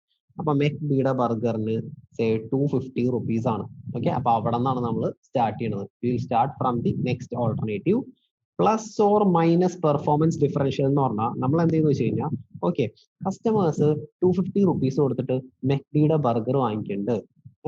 നമ്മളുടെ കോംബോ പാക്കില് ബർഗറിന്റെ കൂടി ഒരു ലൈം, ഒരു ഡ്രിങ്ക് ഉണ്ട്, ലൈമും കൂടെ ഉണ്ട്. അപ്പൊ നമ്മൾ പറയും ഓക്കെ പെർഫോമൻസ് ഡിഫറൻഷ്യൽ എന്ന് വെച്ചാൽ ഒരു അഡീഷണൽ സംഭവം കൂടി കൊടുക്കണില്ലേ. അപ്പൊ നമുക്ക് എന്ത് ചെയ്യാം, അത് നമുക്ക് വാല്യൂവിന്റെ കൂടി ആഡ് ചെയ്യാം. ലൈമിന് 30 rupees. അപ്പൊ നമ്മുടെ ബർഗറിന്റെ വാല്യൂ എത്രയായി? 280 rupees ആയി. പക്ഷെ നമുക്ക് മനസ്സിലായി നമ്മളുടെ മെക്ഡി ഈസിലി അവൈലബിൾ ആണ്. നമ്മളെ ബർഗർ വാങ്ങിക്കണമെന്നുണ്ടെങ്കിൽ കസ്റ്റമേഴ്സ് കുറെ ട്രാവൽ ചെയ്ത് ഒരു ഉള്ളിലാണ് അവിടെ വരണം. അപ്പൊ നമ്മൾ എന്ത് ചെയ്യും, അത് നമ്മുടെ ഒരു നെഗറ്റീവ് ഇമ്പാക്റ്റ് ആണ്. അപ്പൊ പെർഫോമൻസ് ഡിഫറൻഷ്യൽ നെഗറ്റീവ് ആണ്. അപ്പൊ അതിന് നമ്മൾ എന്തെങ്കിലും ഒരു പ്രൈസ് കുറച്ച് ഒരു 10 rupees കുറച്ച്. അപ്പൊ നമുക്ക് മനസ്സിലായി the true economic value of our burger 270 rupees. So this is actually computed by the seller. ഇത് സെല്ലർ ആണ് എസ്റ്റിമേറ്റ് ചെയ്യണത്. കസ്റ്റമറിന് ഈ വാല്യൂ റെക്കഗ്നൈസ് ചെയ്യാൻ പറ്റുമോ ഇല്ല എന്നുള്ള കാര്യം നോക്കേണ്ട ആവശ്യമില്ല. അതുകൊണ്ടാണ് നമ്മൾ പറയുന്നത് true economic value is the measure of benefits that a product is intended to deliver the customer. നമ്മൾ as a seller I am intending that this product will be of this much value to you. നിങ്ങൾക്ക് ഇത്ര value കിട്ടുമെന്ന് ഞാൻ intend ചെയ്യാണ്. പക്ഷെ from the customer point of view നിങ്ങൾ അത് recognise ചെയ്യണം എന്നുള്ള ആവശ്യമില്ല. Whether or not the customer recognises it. Clear അല്ലേ? അപ്പൊ എന്താ ട്രൂ എക്കണോമിക് വാല്യൂ എന്ന് പറഞ്ഞാൽ, true economic value is the measure of benefits a product is intended to deliver to the customer. Whether customer അല്ല consumer എന്ന് ഇവിടേക്ക് use ചെയ്യണ word. അതിന്റെ വ്യത്യാസം എന്താണെന്ന് വെച്ച് കഴിഞ്ഞാൽ the person who is using the product അയാൾക്കാണുള്ള ഒപ്പീനിയൻ വരുള്ളൂ. ഒരു പ്രൊഡക്റ്റ് യൂസ് ചെയ്യണതാരാണോ അതാണ് കൺസ്യൂമർ എന്ന് പറയുന്നത്. അയാൾക്കാണ് ബേസിക്കലി വാല്യൂ അറിയാൻ പറ്റുള്ളൂ. അപ്പൊ അതുകൊണ്ടാണ് ഇവിടെ കൺസ്യൂമർ എന്നുള്ള വേർഡ് യൂസ് ചെയ്യുന്നത്. സോ എന്താ നമ്മൾ പറഞ്ഞത്, true economic value is the measure of benefit that a product is intended to deliver to the consumer whether or no the consumer recognizes it അല്ലെങ്കിൽ റെക്കഗ്നൈസസ് ദ വാല്യൂ. ഫോർമുല എന്താണ്? TEV is equal to cost of next best alternative plus or minus performance differential. ഒരു laptop ആണ് നമ്മൾ ഇറക്കണമെങ്കിൽ same ഇതേപോലെ ഈ laptop വാങ്ങിച്ചില്ലെങ്കിൽ അടുത്തത് customer ഏത് വാങ്ങിക്കും, അതാണ് നമ്മുടെ cost of next best alternative എന്ന് പറയുന്നത്. അവിടെ നിന്നാണ് നമ്മൾ സ്റ്റാർട്ട് ചെയ്യുന്നത്. Plus or minus performance differential. നമ്മളുടെ ലാപ്ടോപ്പിന് എന്തെങ്കിലും അഡീഷണൽ ഫീച്ചേഴ്സ് ഉണ്ടെങ്കിൽ വിൽ പ്ലസ് ദാറ്റ്. അതിന്റെ ബെനിഫിറ്റ്സിന്റെ വാല്യൂ നമ്മൾ പ്ലസ് ചെയ്യും. If our laptop is lacking some features, എന്തെങ്കിലും പെർഫോമൻസ് നെഗറ്റീവ്സ് ഉണ്ടെങ്കിൽ അതിന്റെ വാല്യൂ നമ്മൾ സബ്ട്രാക്ട് ചെയ്യും. അതാണ് ട്രൂ എക്കണോമിക് വാല്യൂ എന്ന് പറയുന്നത്. ഓക്കെ അല്ലേ? ശരി. അപ്പൊ ഇതേപോലെ പെർസീവ്ഡ് വാല്യൂ എന്ന് പറഞ്ഞാൽ വാല്യൂ വിച്ച് ഇസ് സിമ്പിൾ ആയിട്ട് പറഞ്ഞാൽ എത്ര ഉള്ളൂ, value which is recognized by the consumer. ഈ പ്രൊഡക്റ്റ് ഇത്രയും വാല്യൂ ഉണ്ടെന്ന് കസ്റ്റമർ റെക്കഗ്നൈസ് ചെയ്യണ വാല്യൂവിനെയാണ് എന്തെന്ന് പറയുന്നത് പെർസീവ്ഡ് വാല്യൂ. കസ്റ്റമറിന്റെ പെർസെപ്ഷൻ അനുസരിച്ച് value that the customer understand the product delivers or value which is recognized by the consumer. അങ്ങനെയാണെങ്കിൽ എഴുതിയെടുത്തോ value which is recognized by the consumer. Last point ഒരു പോയിന്റും കൂടെ ഉണ്ട്. ഈ ഇതിനാണ് second point. It is the price that a consumer is willing to pay for a product. Value which a consumer is price which consumer is willing to pay for a product. Okay. ഒരു point ഇവിടെ താഴെ എഴുതി വെച്ചു. A price which is set above the COGS but below the perceived value is beneficial for both buyer and seller.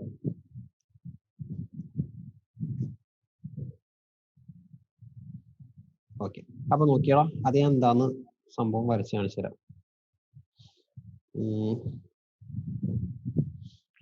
ഒരു പ്രൊഡക്റ്റിന്റെ cost of goods sold, perceived value, true economic value.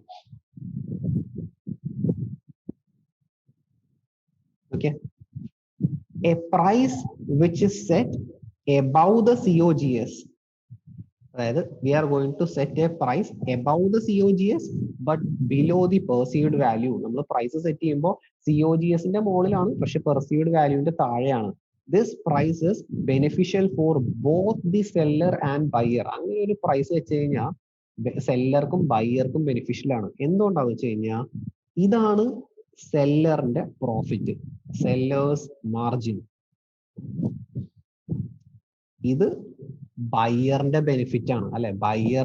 Buyer വിചാരിക്കുന്നത് ഈ പ്രൊഡക്റ്റിന് ഇത്രയും value ഉണ്ട്, പക്ഷെ എന്നിട്ടും അയാൾ ഇത്രയും ചാർജ് ചെയ്യുന്നുള്ളത്. നമ്മൾ പറയില്ലേ ചില സാധനങ്ങൾക്ക് നല്ല വാല്യൂ ആണെന്ന് പറയില്ലേ, ഈ പ്രൊഡക്റ്റിന് നല്ല വാല്യൂ, ഒരു വാല്യൂ ഡീലാന്ന് പറയില്ലേ, അത് ഇത്രേ ഉള്ളൂ. ഇത് ആ വാല്യൂ ഡീലാന്ന് ഉദ്ദേശിക്കുന്നതാണ് നമ്മുടെ മനസ്സിൽ ഉള്ള വാല്യൂവിനെയാണ് ആ പെർസീവ്ഡ് വാല്യൂ എന്ന് പറയുന്നത്. അതിനേലും കുറവാണ് പ്രൈസ്. നമുക്ക് അങ്ങനെ തോന്നുകയാണെങ്കിൽ ദാറ്റ് ഡീൽ ഇസ്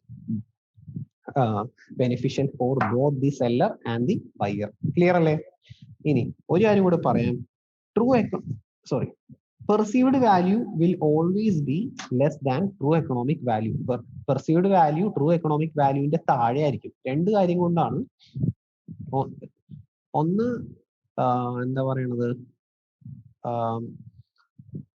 സ്കെപ്റ്റിസിസം. അതായത് നമുക്ക് എപ്പോഴും നമ്മളെപ്പോഴും ഇത്തിരി എന്താ പറയാ കൺസർവേറ്റീവ് അങ്ങനെ ആയിരിക്കില്ലേ, നമ്മുടെ മനസ്സിലുള്ള വാല്യൂ ശരിക്കുള്ള വാല്യൂവിലും ഇത്തിരി കുറവായിരിക്കും.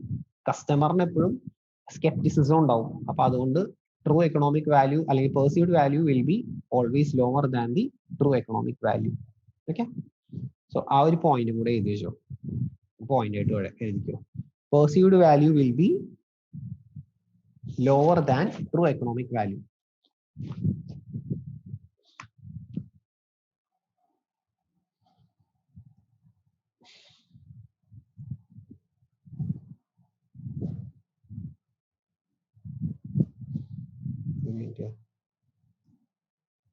Perceived value will be lower than true economic value due to, and first one, skepticism, skepticism, skepticism, and second one, lack of awareness. Skepticism and lack of awareness.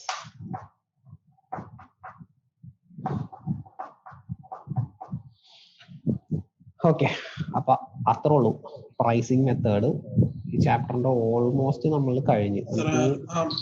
തൊട്ടുമുമ്പത്തെ point okay.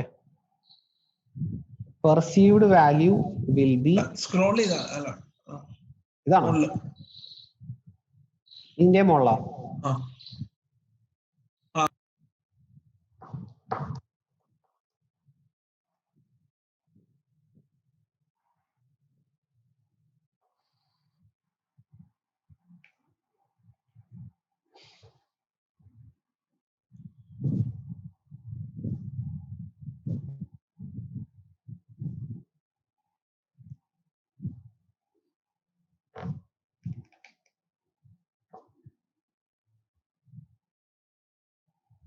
Okay ശരി. അപ്പൊ കഴിഞ്ഞിട്ടാ ഇനി നമുക്ക് ഇനി ആ learning കർവിന്റെ ഒക്കെ problem അതും കൂടെ ഉള്ളത്. ഞാൻ ജസ്റ്റ് ഒരു കാര്യം കൂടി പറഞ്ഞോട്ടെ.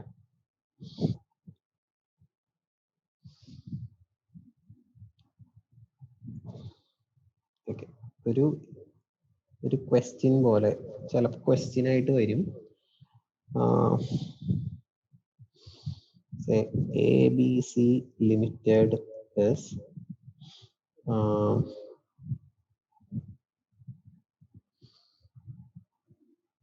ABC Limited want to develop a new product.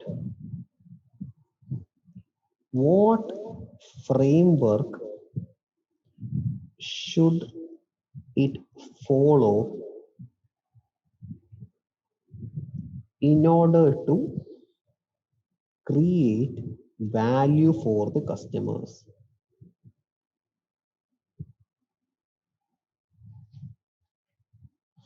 Okay, so ഇത് നമുക്ക് പോയിന്റ്സ് ആയിട്ട് എഴുതാനുള്ളതാണ്. ലാസ്റ്റ് ഒരു കാര്യം എന്താന്ന് പറയട്ടെ, ഇത് നമ്മളുടെ ടെക്സ്റ്റിലേക്ക് ഇങ്ങനത്തെ ചെറിയ സാധനമൊക്കെ ഉണ്ടാവും. ഒരു ബ്ലോക്കിൽ ഇങ്ങനെ ചെറുതായിട്ട് കിടക്കണായിരിക്കും. അതിന്റെ ബേസ് ഇതൊക്കെയാണ് ക്വസ്റ്റ്യൻ വന്നത്. അപ്പൊ അതുകൊണ്ടാണ് ഞാൻ മാക്സിമം ഉള്ളതെല്ലാം അതേപോലെ ക്വസ്റ്റ്യൻ ഒക്കെ ആക്കി തന്നത്. ഞാൻ ആ ഒരു ക്വസ്റ്റ്യൻസ് ഫ്രം ദിസ് ടോപ്പിക് ഇല്ലേ, അതിൽ ഞാൻ ഇത് ഇട്ടിട്ടില്ല. അപ്പൊ അതുകൊണ്ട് ഞാൻ ഇങ്ങനെ തന്നെ എഴുതിപ്പിച്ചാണ്. So a company wants to develop a new product.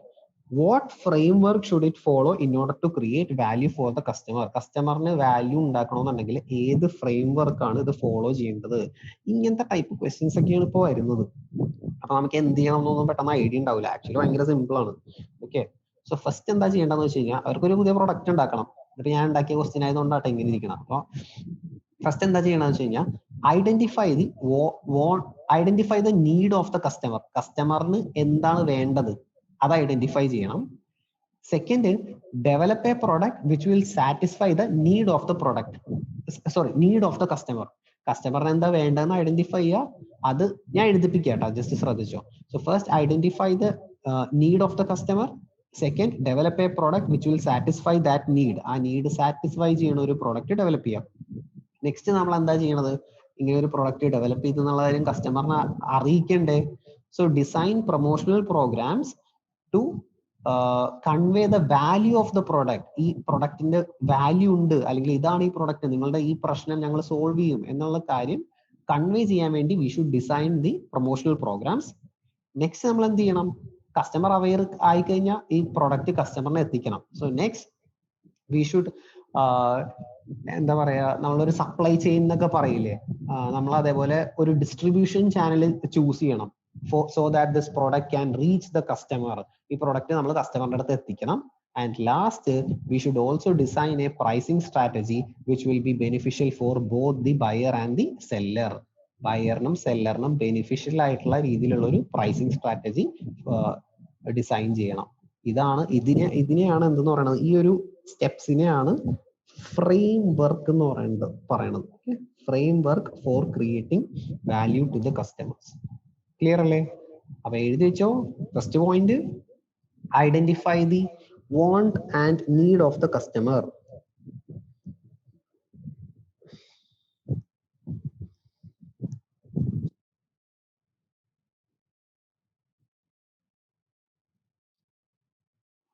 Identify the wants and needs of the customer. Second, develop a product that will satisfy the want അല്ലെങ്കിൽ need of the customer. So basically എന്തെങ്കിലും ഒരു problem identify ചെയ്യുക, ആ problem solve ചെയ്യുന്ന ഒരു product develop ചെയ്യുക. ഇനി develop ചെയ്താൽ പോരാ, അത് കസ്റ്റമറിനെ അറിയിക്കണം. അതിനാണ് design a promotion program to convey the value to the customer. Design a promotion programme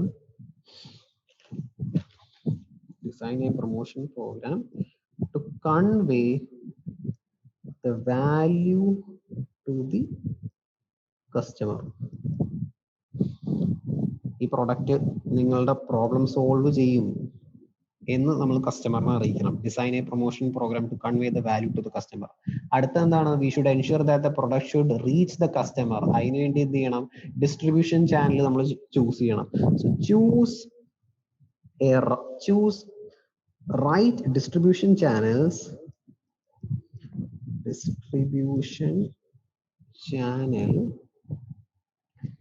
for the product to reach customer. Choose right distribution channel for the product to reach customer. And fifth, design a pricing strategy which will create incentive for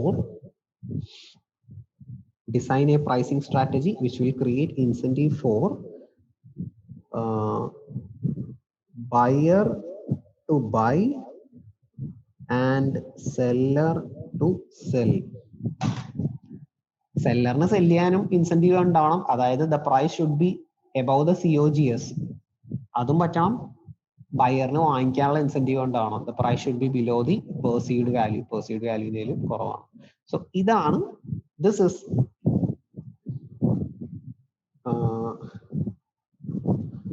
is a framework which can be used എന്തിനു വേണ്ടി? For creating value to the customers. Okay, ഞാൻ ഇങ്ങനെ എല്ലാ ചെറിയ സാധനമൊക്കെ എടുത്ത് ഇതേപോലെ question ഒക്കെ ആക്കണം എന്താ വെച്ച് കഴിഞ്ഞാൽ, ഇങ്ങനെ ഒരു ക്വസ്റ്റ്യൻ ആയിട്ട് അവിടെ ഇരിക്കുമ്പോൾ ഉറപ്പായിട്ട് നിങ്ങൾ വായിക്കും. ഇതാണെങ്കിൽ അത്ര വലിയ പ്രശ്നമുള്ള സാധനമൊന്നും അല്ല. ഇങ്ങനത്തെ ചെറിയ ക്വസ്റ്റ്യൻസേ പ്രോബ്ലത്തിന്റെ ഒക്കെ ഇടയിൽ കുറെ വരും. ഒരെണ്ണമൊക്കെ ആണെങ്കിൽ കുഴപ്പമില്ല. നമ്മളെ ഇപ്പൊ നോക്കിയാൽ എന്ത് പ്രോബ്ലം എടുത്താലും അതിന്റെ താഴെ എന്തെങ്കിലും ഒരു സാധനം ഉണ്ടാവും. ചെറിയൊരു സാധനം ടെക്സ്റ്റിൽ ഒരു ചെറിയ ടേബിളിലാ, അല്ലെങ്കിൽ അവർ വെറുതെ ഒരു പടം പോലെയൊക്കെ കാണിച്ചേക്കുന്ന സാധനമായിരിക്കും. പക്ഷെ നമുക്കത് ആവശ്യമുണ്ട്. ഓക്കെ, അപ്പൊ അതുകൊണ്ടാണ് ഞാൻ മാക്സിമം ക്വസ്റ്റ്യൻസ് ആയിട്ട് തന്നെ തരണത്. ക്ലിയർ? അപ്പൊ ഈ ചാപ്റ്റർ കഴിഞ്ഞ് കാണിക്കാനോ? Design a pricing strategy which will create incentive for buyer to buy, BUY ആണ്, and seller to cell.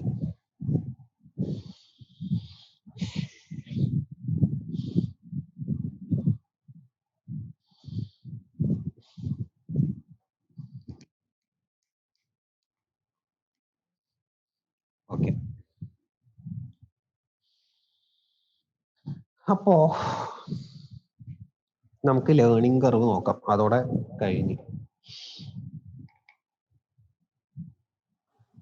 Sir ഇത് മുഴുവൻ ഇങ്ങനെ തിയറിയാണോ? ആദ്യം തൊട്ട് അവസാനം വരെ ഈ സബ്ജക്റ്റ് ആണോ? ഏറെക്കുറെ. പ്രോബ്ലംസ് ഉണ്ടോ? കുറെ ചാപ്റ്റേഴ്സ് ഉണ്ട് പ്രോബ്ലംസ് ഉള്ള. സ്റ്റാൻഡേർഡ് കോസ്റ്റിംഗ്, ട്രാൻസ്ഫർ പ്രൈസിങ്, പിന്നെ ഒരു ആ ഒരു സ്ഥലത്തുള്ള കുറച്ച്, പേര് പെട്ടെന്നോട്ടൊന്നും ഓർമ്മയില്ല, അങ്ങനത്തെ കുറച്ച് ചാപ്റ്റേഴ്സ് ഉണ്ട് പ്രോബ്ലംസ് ഉള്ള. അല്ലാണ്ട് കുറെ ചാപ്റ്റർ ഉണ്ട് തിയറി ആയിട്ട്. ഓക്കെ, നീ ജസ്റ്റ് കഴിഞ്ഞ പ്രാവശ്യത്തെ ക്വസ്റ്റ്യൻ പേപ്പർ ഒന്ന് എടുത്ത് നോക്ക്. അപ്പോ നമുക്ക് മനസ്സിലാവും എന്തുകൊണ്ടാണ് ഞാൻ ഇങ്ങനെ ചെയ്യണമെന്ന്. ആക്ച്വലി എനിക്ക് പ്രോബ്ലം പഠിപ്പിക്കാനേ ഇഷ്ടം. നമുക്ക് ബുദ്ധിയൊക്കെ ഉപയോഗിച്ച് ചെയ്താൽ മതിയല്ല. ഇതെന്ന് പറഞ്ഞ ഇത്രയും തിയറി പറയണം, ഇതിങ്ങനെ ചെറിയ പോയിന്റ്സ് ഒക്കെ എഴുതിച്ച് ആക്ച്വലി ബോറാണ്. അത് എനിക്ക് പറയുന്നത് എനിക്കും അറിയാം. പക്ഷെ നമുക്ക് പാസ്സാവണം. അതാണ് നമ്മുടെ ഇഷ്ടമുള്ളത് ചെയ്യണതിലല്ല കാര്യം. ഓക്കെ, പക്ഷെ ബോറാന്ന് വിചാരിക്കരുത് കേട്ടോ. മാനസികമായിട്ട് ബോറാന്ന് വിചാരിക്കല്ലേ. ജസ്റ്റ് ഒരു ഫൺ, എന്തെങ്കിലും ആവട്ടെ. 2 മണിക്കൂർ പറഞ്ഞോന്നിരിക്കുക, ചില്ലിയാന്ന് വിചാരിക്കുക.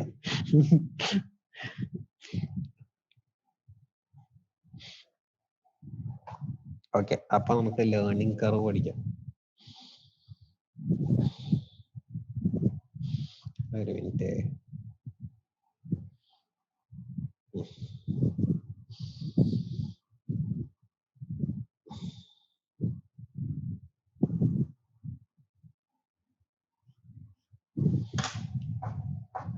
ഓക്കെ, ഞാൻ ഈ ലേണിംഗ് കർവ് തിയറിയുടെ സംഭവം ഉണ്ടല്ലോ,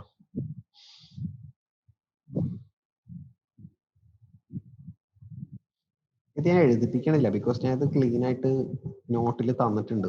ഇതിന്റെ പ്രോബ്ലംസ് ചെയ്യാൻ വേണ്ടിയിട്ടുള്ളത് മാത്രം പഠിപ്പിക്കുന്നതാണ്. ഡിസ്കസ് ചെയ്ത് പോവാം നമുക്ക്.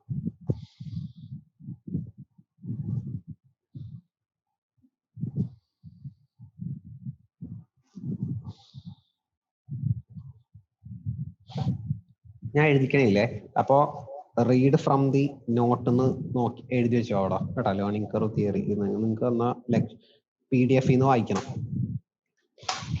പക്ഷെ ഞാൻ ഇത് ഫുള്ള് പറയാം, ഇത്ര എഴുതിച്ച സമയം പോകണ്ടല്ലോ എന്ന് വെച്ചിട്ടാണ്. അപ്പൊ നോക്കിയേ,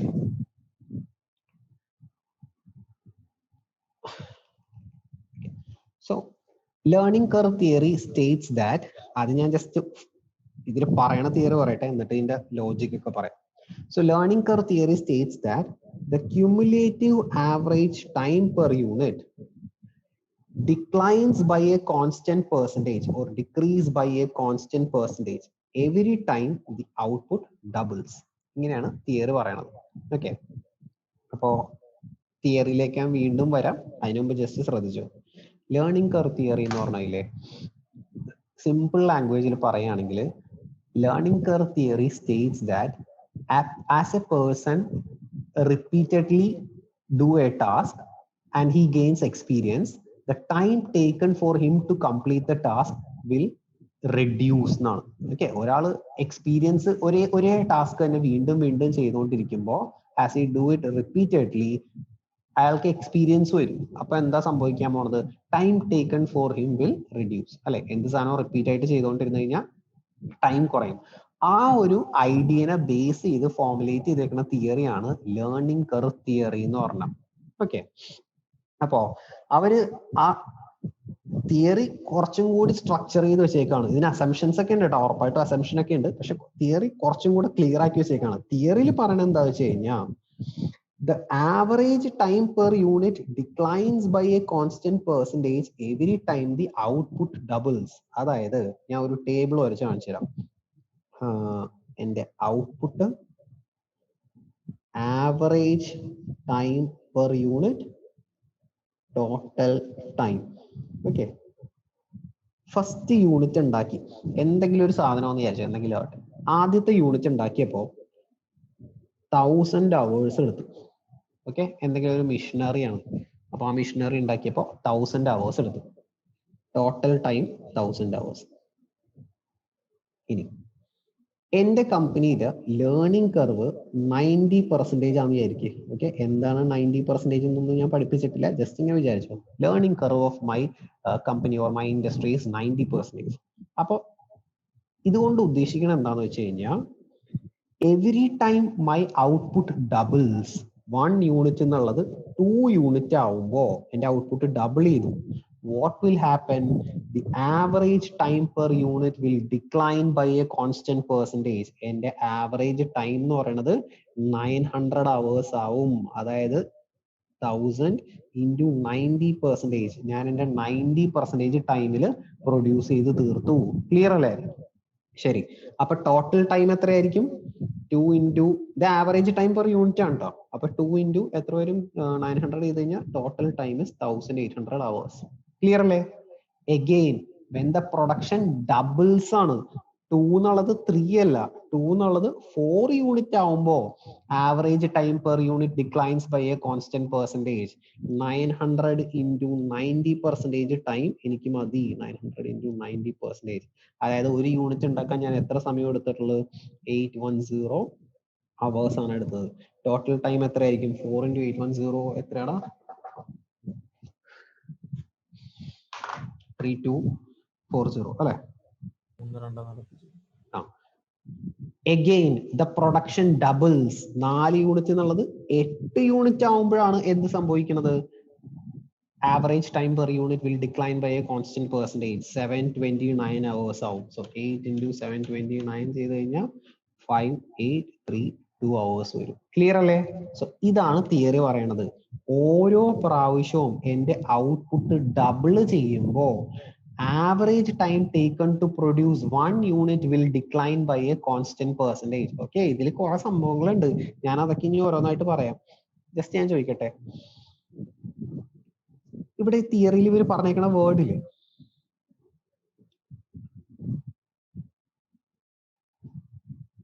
the cumulative average time per unit declines എന്ന് പറഞ്ഞത് എന്താ? ഈ ക്യുമുലേറ്റീവ് എന്ന് പറഞ്ഞാൽ അതിന്റെ മീനിങ് എന്താന്ന് വെച്ചാൽ ഇല്ലേ, ഇത് ആദ്യത്തെ യൂണിറ്റ്, ഇനി 2 യൂണിറ്റ് പ്രൊഡ്യൂസ് ചെയ്യാന്ന് പറഞ്ഞില്ലേ, ഈ യൂണിറ്റ് ക്യുമുലേറ്റീവ് യൂണിറ്റ് ആണ്. അതായത് ഈ 2 യൂണിറ്റിൽ എന്തുണ്ട്?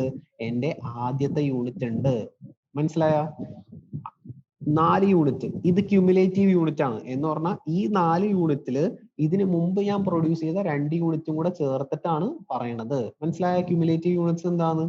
അപ്പൊ ജസ്റ്റ് ഇത് നോക്കിയിട്ട് പറ, what is the time taken to produce second unit? രണ്ടാമത്തെ യൂണിറ്റ് പ്രൊഡ്യൂസ് ചെയ്യാൻ ഞാൻ എത്ര സമയം എടുത്തു? 900. 900 അല്ല, 800.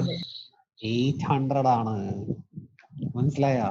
The time taken to produce the second unit is 800 hours. മനസ്സിലായ? അതായത് ആദ്യത്തെ യൂണിറ്റിന് 1000 മണിക്കൂർ, രണ്ടാമത്തെ യൂണിറ്റിന് 800 മണിക്കൂർ, അങ്ങനെയാണ് ടോട്ടൽ 1800 മണിക്കൂർ വന്നേക്കുന്നത്. അതിന്റെ ആവറേജ് എടുത്തപ്പോ എത്ര കിട്ടി? 900 hours കിട്ടി. ക്ലിയർ അല്ലേ? ഇനി ടൈം ടേക്കൺ ടു ക്വസ്റ്റ്യൻ ഇങ്ങനെയൊക്കെ ആയിരിക്കും. What is the time taken to produce 5th to 8th unit? 5ാമത്തെ മുതൽ 8ാമത്തെ യൂണിറ്റ് വരെ പ്രൊഡ്യൂസ് ചെയ്യാൻ വേണ്ടി ഞാൻ എത്ര സമയം എടുത്തു? അപ്പൊ നമ്മൾ എന്താ ചെയ്യേണ്ടത്? Total time to produce 8 units ഇതാണ്. Total time to produce the first, ഇത് ഫസ്റ്റ് 8 യൂണിറ്റ്സ്, അതേപോലെ ഇത് ഫസ്റ്റ് 4 യൂണിറ്റ്സ്. മനസ്സിലായി? ഇവര് ക്യുമുലേറ്റീവ് യൂണിറ്റ്സ് ആണ്, അല്ലാണ്ട് ആദ്യത്തെ 4 യൂണിറ്റ് കഴിഞ്ഞ് പിന്നെ ഒരു 8 യൂണിറ്റ് അല്ല. ആ 4 യൂണിറ്റും കൂടെ ചേർത്തിട്ടുള്ള 8 യൂണിറ്റ് ആണ്. അപ്പൊ time taken to produce 5th to 8th unit എന്ന് പറഞ്ഞാൽ 5832 മൈനസ് 3240. ഇതാണ് ആൻസർ ആയിട്ട് പറയേണ്ടത്. ക്ലിയർ അല്ലേ? ശരി. അപ്പൊ ഇതൊക്കെ ശരിക്കും ഇതൊരു എന്താ ഒരു തിയറിയാണ്. ഇതിന് അസംഷൻ ഉണ്ട് കേട്ടാ. എന്തൊക്കെയാ അസംഷൻ നമുക്ക് വെറുതെ നോക്കാം. Learning curve theory is based on 3 assumption. ഒരു 3 അസംഷൻ വെച്ചിട്ടാണ് ഈ ഒരു തിയറി ഫോർമുലേറ്റ് ചെയ്തേക്കുന്നത്. First one, the amount of time required to complete a given task will be less each time the task is undertaken. അതായത് ഈ learning curve എന്ന് പറയുന്നത് labour oriented സംഭവങ്ങൾക്ക്, ലേബർ ഓറിയന്റഡ് വർക്കിന് മാത്രമേ നമുക്ക് അപ്ലൈ ചെയ്യാൻ പറ്റുള്ളൂ. മെഷീൻ ഓറിയന്റഡ് വർക്കിന് ലേണിംഗ് കർവ് ഇല്ല. കാരണം മെഷീൻ എപ്പോൾ പ്രൊഡ്യൂസ് ചെയ്താലും സെയിം ടൈം ആയിരിക്കും. ഓക്കെ, പക്ഷെ ചില ടാസ്ക് നമ്മൾ, അതായത് ഹ്യൂമൻ ചെയ്യുമ്പോൾ, മനുഷ്യർ ചെയ്യുമ്പോൾ, ചില ടാസ്ക് ചെയ്യുമ്പോൾ അതിൽ ലേണിംഗ് ഉണ്ടാവും. ഓരോ പ്രാവശ്യവും ചെയ്യുമ്പോൾ ടൈം കുറഞ്ഞ് കുറഞ്ഞ് വരും. അങ്ങനെ ഉള്ള ടാസ്ക് ആണെന്ന് അസ്യൂം ചെയ്തിട്ടാണ് ഈ തിയറി ഫോം ചെയ്തേക്കുന്നത്. Okay, the time taken will be less each time the task is undertaken. ഓരോ പ്രാവശ്യം ചെയ്യുമ്പോഴും ടൈം കുറയും. നിങ്ങൾ ഇതൊന്നും പഠിക്കേണ്ട കേട്ടോ, അസംഷൻസ് ഒന്നും ആവശ്യമില്ല. നമുക്ക് പ്രോബ്ലംസ് ആണ് ചെയ്യാനുള്ളത്. ഞാൻ പക്ഷെ അതിന്റെ കൺസെപ്റ്റ് പറയാണ്. ഇനി second, the unit time will decrease at a decreasing rate. ആ റെഡ്യൂസ് ചെയ്യണത് ഒരു ഡിക്രീസിങ് റേറ്റിലായിരിക്കും എന്ന് പറഞ്ഞാൽ ഓരോ പ്രാവശ്യവും അത് കുറഞ്ഞു കുറഞ്ഞാ വന്നത്. അതായത് നോക്കിയേ, 1000 എന്നുള്ളത് 900 ആയി. ഇവിടെ 100 hours റെഡ്യൂസ് ചെയ്തു. 900 എന്നുള്ളത് 810 ആയി. ഇവിടെ 90 hours റെഡ്യൂസ് ചെയ്തിട്ടുള്ളത്. 810 എന്നുള്ളത് 729 ആയി. 810 മൈനസ് 729, 81 hours റെഡ്യൂസ് ചെയ്തിട്ടുള്ളത്. അതാണ് second assumption. The unit time will decrease at a decreasing rate. അത് ഡിക്രീസ് ചെയ്ത് വരും. And reduction will follow A predictable pattern. ഒരു പ്രെഡിക്റ്റബിൾ പാറ്റേൺ ഉണ്ടാവും എന്നുള്ള അസംഷനിലാണ് ഇവർ ഈ തിയറി ഫോം ചെയ്തേക്കുന്നത്. ക്ലിയർ അല്ലേ? ഓക്കെ, ഇനി ഫസ്റ്റ് നമുക്കൊരു ഈസി ക്വസ്റ്റ്യൻ ചെയ്യാം. അത് കഴിഞ്ഞിട്ട് ഇതിന് ആക്ച്വലി ഫോർമുലയൊക്കെ ഉണ്ട്. ഇത് സംഭവം ഇത്തിരി ലോഗും അതൊക്കെ വന്ന സംഭവം ഉണ്ട് ഇതില്. നമുക്ക് അതിലോട്ട് എത്താം. അതിനു മുമ്പ് ആദ്യം ഞാൻ ഇത് പറഞ്ഞ പോലെ നമുക്ക് ചെറിയൊരു പ്രോബ്ലം ചെയ്യാം. എന്നിട്ട് എന്തിനാണ് ഈ ലോഗ് ഒക്കെ വരുന്നത്, ഇതിൽ എവിടെ ലോഗിന്റെ ആവശ്യം എന്നൊക്കെ നമുക്ക് നോക്കാം. ഇത് ചെയ്യുമ്പോൾ ലോഗൊന്നും ആവശ്യമില്ല. What is the time taken to produce 5th to 8th unit, എന്തിനാ ലോഗ്, മൈനസ് ചെയ്ത് കണ്ടുപിടിച്ചാൽ മതി. പക്ഷെ ലോഗൊക്കെ വരും കുറച്ച് കഴിയുമ്പോ. അതെന്താണ് പ്രശ്നം നമുക്ക് നോക്കാം. ഓക്കെ, അപ്പൊ അതിന് മുമ്പ് നമുക്കൊരു ക്വസ്റ്റ്യൻ ചെയ്യാം. ക്വസ്റ്റ്യൻ ഞാൻ എന്റെ ക്വസ്റ്റ്യൻസ് ഇട്ടിട്ടുണ്ടാ നോക്കട്ടെ കേട്ടോ. അതിന്റെ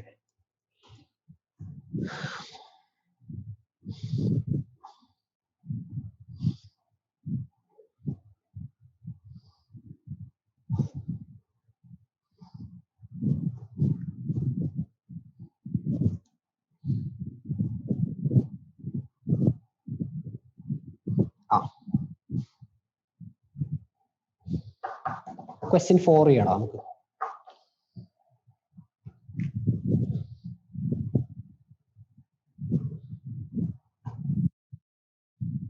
question 4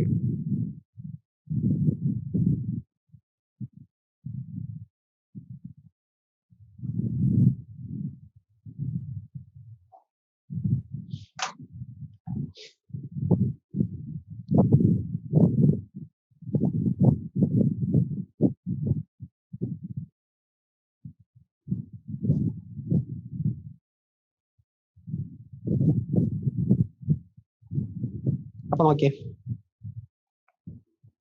company has observed that 90% learning curve ratio applies to labor related cost each time a new model enters production.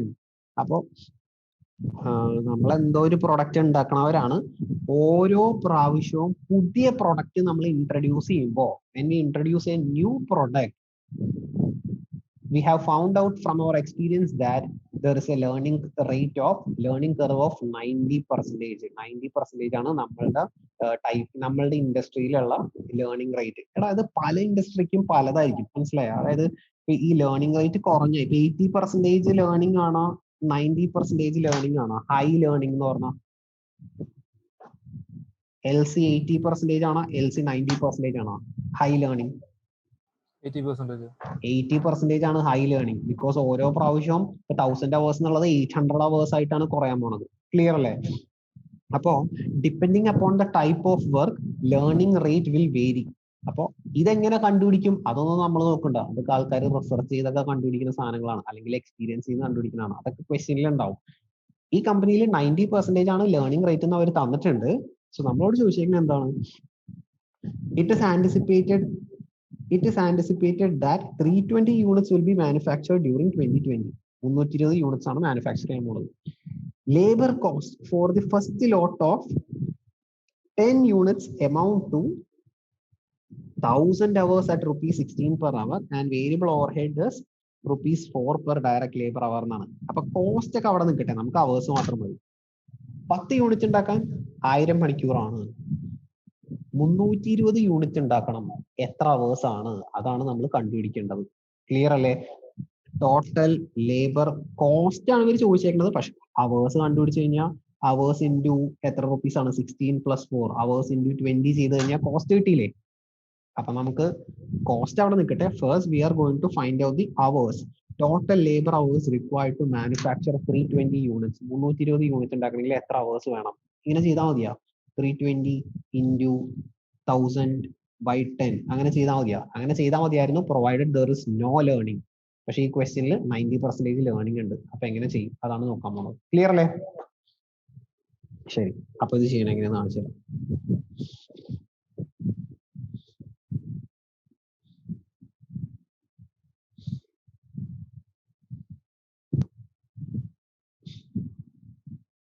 Okay,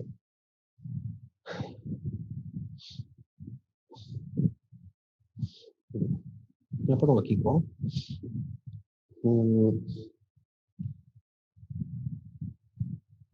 first ഞാൻ ഫോർമുല ഒന്നും പഠിപ്പിക്കാനുള്ള, നമ്മൾ നേരത്തെ പഠിച്ച പോലെ ചെയ്യാൻ പോകുന്നത്. ഔട്ട്പുട്ട് ഈ ക്വസ്റ്റ്യനിൽ ഇൻ ബാച്ചസ് ആണ് അല്ലെ? ഔട്ട്പുട്ട് പെർ യൂണിറ്റ് അല്ല, ബാച്ച് അല്ലേ വന്നേക്കണത്?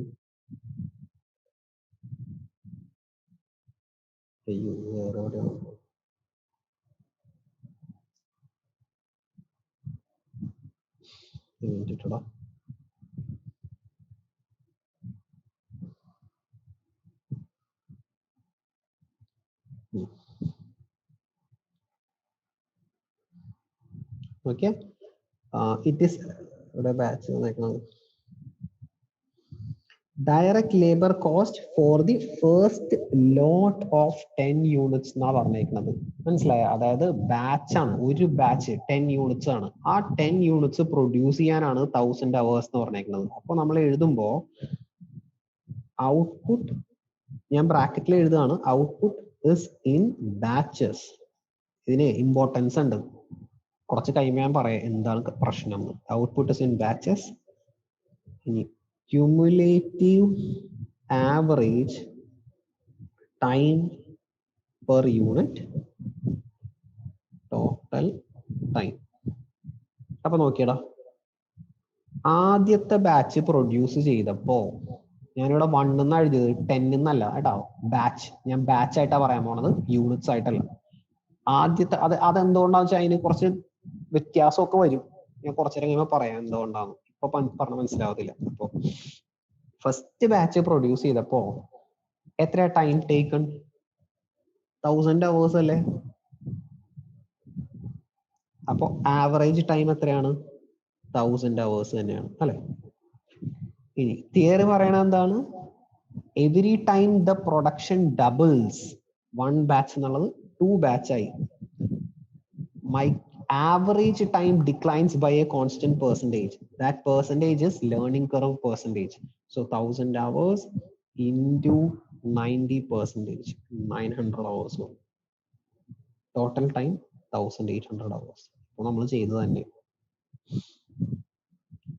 Every time the production doubles, 4, 8, 16. നമുക്ക് എവിടം വരെ ചെയ്യണം? 32 വരെ ചെയ്യണം അല്ലെ? 32 എന്ന് പറഞ്ഞാൽ 320 യൂണിറ്റ്സ് ആണ്. അവിടം വരെ ചെയ്തേ.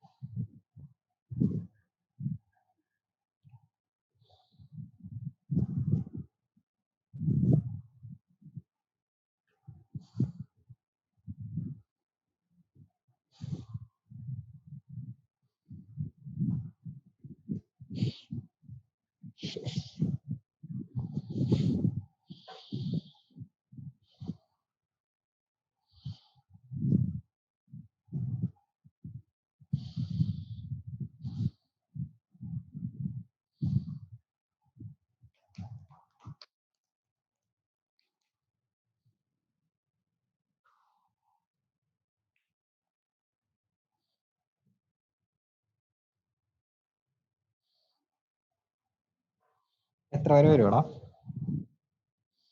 590.49.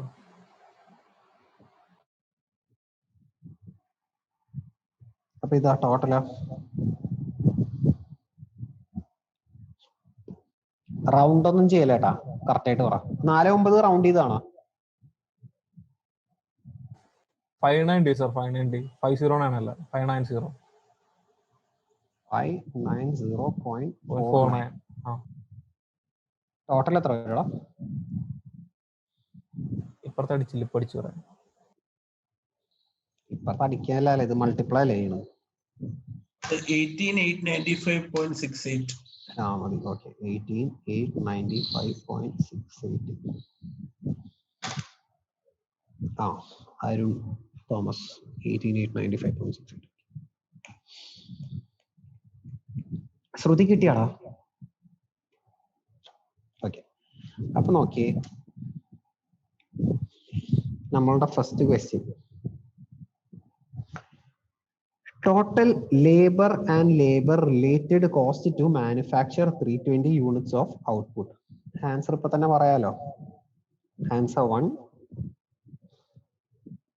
labor and labor related cost to produce 320 units, that is 32 batches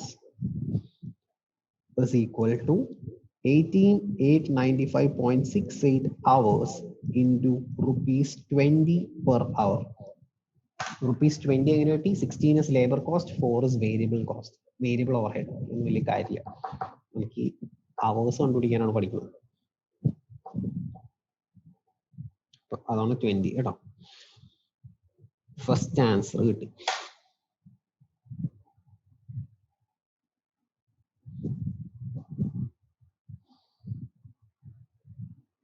clear ആണോടാ?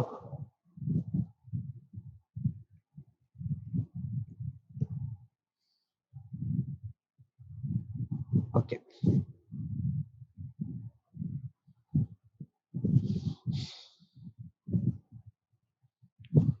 ഇനി second question. Average cost per unit. Okay, total cost അല്ല ചോദിച്ചേക്കുന്നത്, ആവറേജ് കോസ്റ്റ് പെർ യൂണിറ്റ് ആണ്. For the first 40 units produced, for the first 80 units produced and the first 100 units produced. Okay, അപ്പോൾ ആദ്യത്തെ 40 unit produce ചെയ്തപ്പോ ഒരു യൂണിറ്റിന് average cost എത്ര വന്നു? അതാണ് ക്വസ്റ്റ്യൻ. ഓക്കെ, അതൊന്ന് തന്നെ പറഞ്ഞേ. Average cost for producing the first 40 units എങ്ങനെ ചെയ്യുന്നു എന്ന് പറഞ്ഞേടാ. നാസജയ് പറ. അത് ഈ 4 ബാച്ചസിന് വരുന്ന പെർ യൂണിറ്റ്. 4 ബാച്ചസിന് വരുന്ന ഏത് ഫിഗർ എടുക്കാൻ പോണത്? പെർ യൂണിറ്റ് ഫിഗർ അല്ലേ? ഈ ഫിഗർ എടുത്തു. ഓക്കെ, എന്നിട്ട് കോസ്റ്റ് ആണ് ചോദിച്ചേക്കണേ. എനിക്ക് കറക്റ്റ് കോസ്റ്റ് ആക്കണമെങ്കിൽ എന്ത് ചെയ്യണം എന്ന് പറ.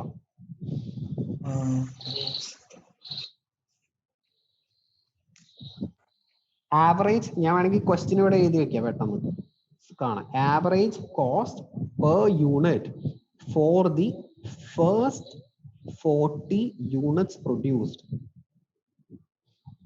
ആദ്യത്തെ 40 യൂണിറ്റ്സ് പ്രൊഡ്യൂസ് ചെയ്തപ്പോ ഒരു യൂണിറ്റിന് ആവറേജ് എത്ര കോസ്റ്റ് വന്നു? എങ്ങനെ ചെയ്യും? എങ്ങനെ ചെയ്യൂടാ ശ്രുതി?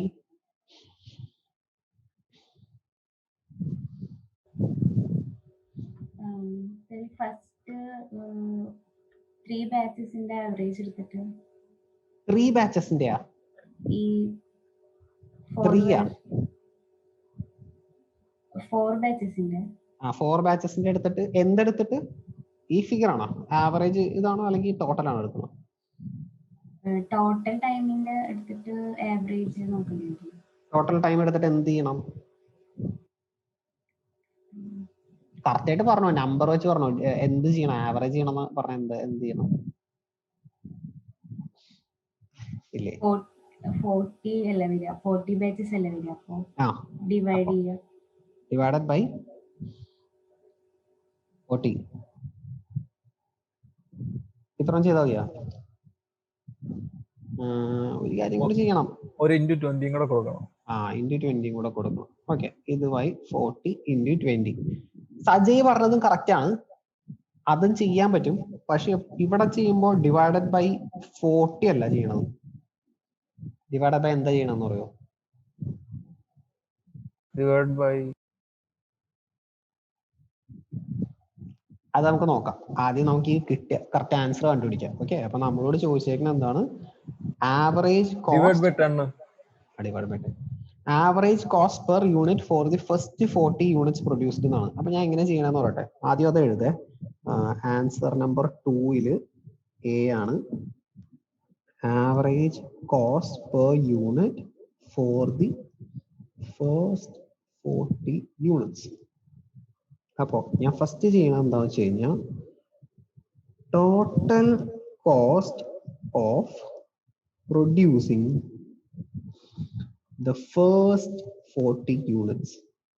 ആദ്യത്തെ 40 യൂണിറ്റ് പ്രൊഡ്യൂസ് ചെയ്തപ്പോ ടോട്ടൽ കോസ്റ്റ് എത്ര വന്നു? അവിടുത്തെ ഫിഗർ എത്രയാടാ? ടോട്ടൽ ടൈമിന്റെ ഇത് എത്രയാ? 3240. 3240 hours ആണ്. So total cost will be 3240 hours into rupees 20 per hour. ഇനി എനിക്ക് വേണ്ടത് ടോട്ടൽ കോസ്റ്റ് അല്ല, ആവറേജ് കോസ്റ്റ് പെർ യൂണിറ്റ് ആക്കാൻ വേണ്ടി എന്ത് ചെയ്യണം? ഇപ്പൊ നിങ്ങൾക്ക് കിട്ടിയ ഈ ഫിഗർ ഇല്ലേ, ഇവിടെ കിട്ടാമോ ഫിഗർ? ഡിവൈഡഡ് ബൈ 40 യൂണിറ്റ്സ് അല്ലേ, ഡിവൈഡഡ് ബൈ 40 യൂണിറ്റ്സ് ചെയ്യണം. ആൻസർ എത്ര വരും?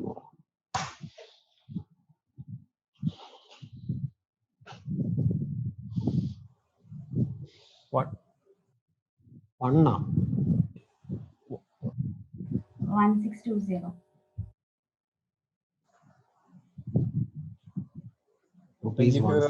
വലിയ ഫിഗർ കണ്ടപ്പോ ഞാൻ ഓർത്ത് എന്റെ തെറ്റിപ്പോയതാണ്. അപ്പൊ ഒന്നുകൂടെ ടൈപ്പ് ചെയ്ത് നോക്കാൻ പോരാ. 1620.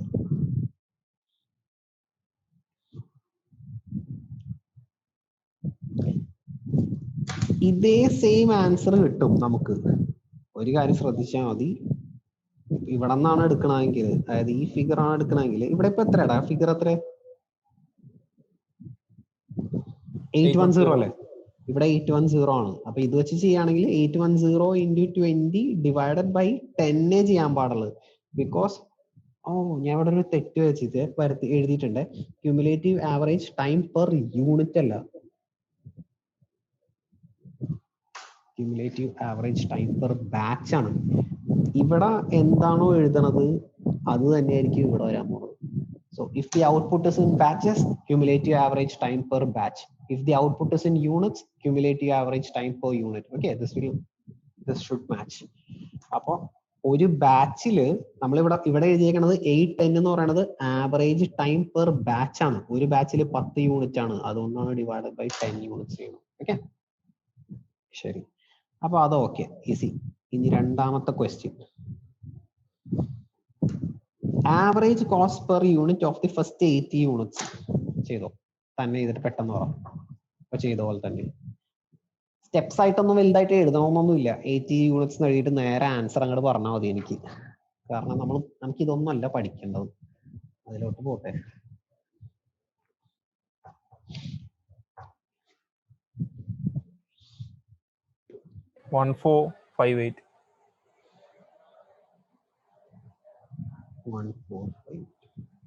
കാണാടാ എല്ലാവർക്കും കിട്ടിയത്?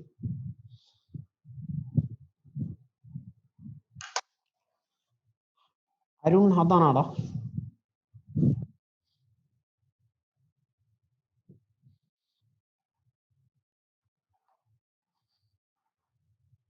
ഓക്കെ,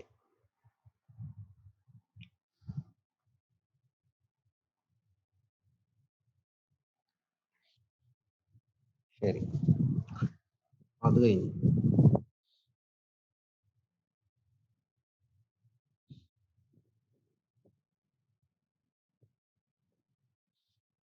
ഇനി പ്രശ്നം വന്നത് ഇവിടെയാണ്. ഫോർ ദി ഫസ്റ്റ് 100 യൂണിറ്റ്സ് ഇതിലുണ്ടാ 100? ഇപ്പോഴാണ് ഇനി ഫോർമുലയൊക്കെ വരാൻ പോണത്. ഓക്കെ, അതിലോട്ട് ഞാൻ വരാം. അതിന് മുമ്പ് ഈ ആൻസർ ഒന്ന് കണ്ടുപിടിച്ചോ. Incremental cost of units 41 to 80. അത് ചെയ്യാല്ല. ആൻസർ 3A ചെയ്തോ തന്നെ. Answer 3A. What is the incremental cost of units 41 to 80? 41ാമത്തെ മുതൽ 80ാമത്തെ യൂണിറ്റ് വരെ പ്രൊഡ്യൂസ് ചെയ്തപ്പോ എത്രയാണ് എനിക്ക് വന്ന കോസ്റ്റ്? അപ്പൊ എന്ത് ചെയ്യാൻ പറയട്ടെ, കോസ്റ്റ് ഓഫ് പ്രൊഡ്യൂസിങ് 80 യൂണിറ്റ്സ്, അല്ലെങ്കിൽ ഒരു മിനിറ്റ് ആദ്യം എഴുതേണ്ടത് ഇങ്ങനെയാണ്. ആൻസർ 3A ചെയ്യുമ്പോൾ നമ്മൾ എഴുതേണ്ടത് ഇതാണ്: time required to produce units 41 to 80. 41 മുതൽ 80 വരെയുള്ള യൂണിറ്റ്സ് പ്രൊഡ്യൂസ് ചെയ്യാൻ എത്ര സമയം എടുത്തു? അപ്പോൾ അതെങ്ങനെ ചെയ്യേണ്ടത്? 80 യൂണിറ്റ്സിന്റെ ടൈമിൽ നിന്ന് 40 യൂണിറ്റ്സിന്റെ ടൈം മൈനസ് ചെയ്യണം. മനസ്സിലായ? ആദ്യത്തെ 80 യൂണിറ്റ് ഉണ്ടാക്കാൻ ഇത്ര എക്സ് സമയം എടുത്തു, ആദ്യത്തെ 40 യൂണിറ്റ് ഉണ്ടാക്കാൻ ഇത്ര സമയം എടുത്തു. അത് തമ്മിലുള്ള ഡിഫറൻസ് ആണ്. അത് എത്ര വരും? ആൻസർ പറഞ്ഞാൽ മതിയോ? ഇതൊന്ന് പറയാമോ? Time required 2592 hours. Therefore, incremental cost 2592 hours into 20. 51,840.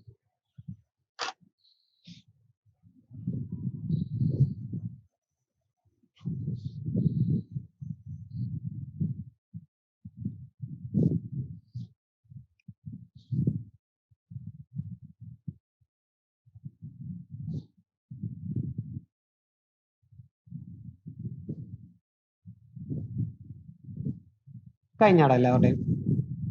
Okay, അപ്പൊ ജസ്റ്റ് ഒന്ന് ശ്രദ്ധിച്ചേ. സംഭവം ഇനി നമ്മൾ ഇതിന്റെ ഫോർമുലയൊക്കെ പഠിക്കാൻ പോവാണ്.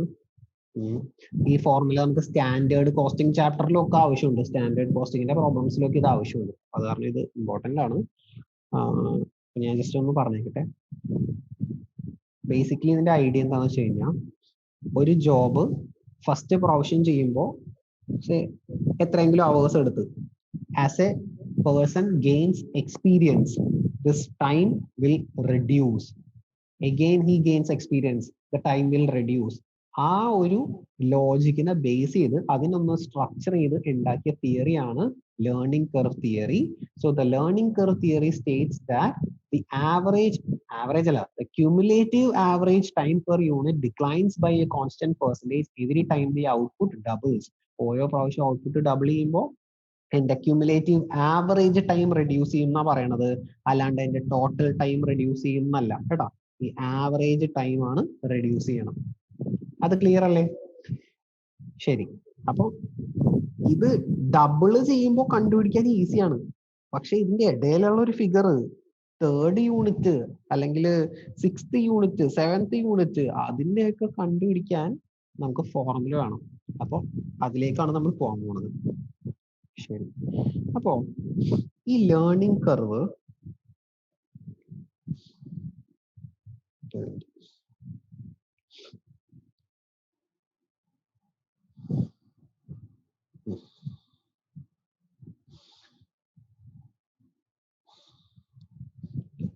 ഈ ലേണിംഗ് കർവ് നമ്മൾ ഒരു ഗ്രാഫില് ഇതിനെന്തുകൊണ്ടാ ഈ ലേണിംഗ് കർവ് നമ്മൾ ഒരു ഗ്രാഫിൽ പ്ലോട്ട് ചെയ്ത് കഴിഞ്ഞാൽ ചെയ്ത് നോക്കിയേ, ആവറേജ് ടൈം പെർ യൂണിറ്റ് ആണ്, ഇവിടെ ക്യൂമുലേറ്റീവ് പ്രൊഡക്ഷൻ ആണ്. So as the production increases time per unit keeps on decreasing. നമ്മൾ കൂടുതൽ യൂണിറ്റ് പ്രൊഡ്യൂസ് ചെയ്യുമ്പോഴും ആവറേജ് ടൈം കുറഞ്ഞു വരും. ഒരു ലെവൽ കഴിഞ്ഞാൽ ഇത് പിന്നെയും കുറഞ്ഞു പോയാൽ അങ്ങോട്ട് 0 ഒന്നും ആവില്ല കേട്ടോ. ലേണിംഗ് എന്ന് പറയുന്നത് ഒരു പർട്ടിക്കുലർ റേഞ്ച് വരെ ഉണ്ടാവുള്ളൂ. മിനിമം ടൈം വേണമല്ലോ ഒരു ജോബ് ചെയ്യണമെങ്കിൽ.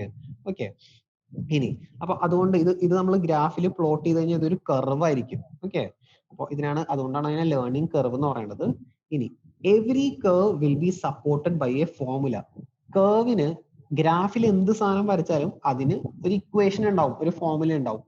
ലേണിംഗ് കർവിന്റെ ഫോർമുല എന്ന് പറയുന്നത് y is equal to ax raised to b.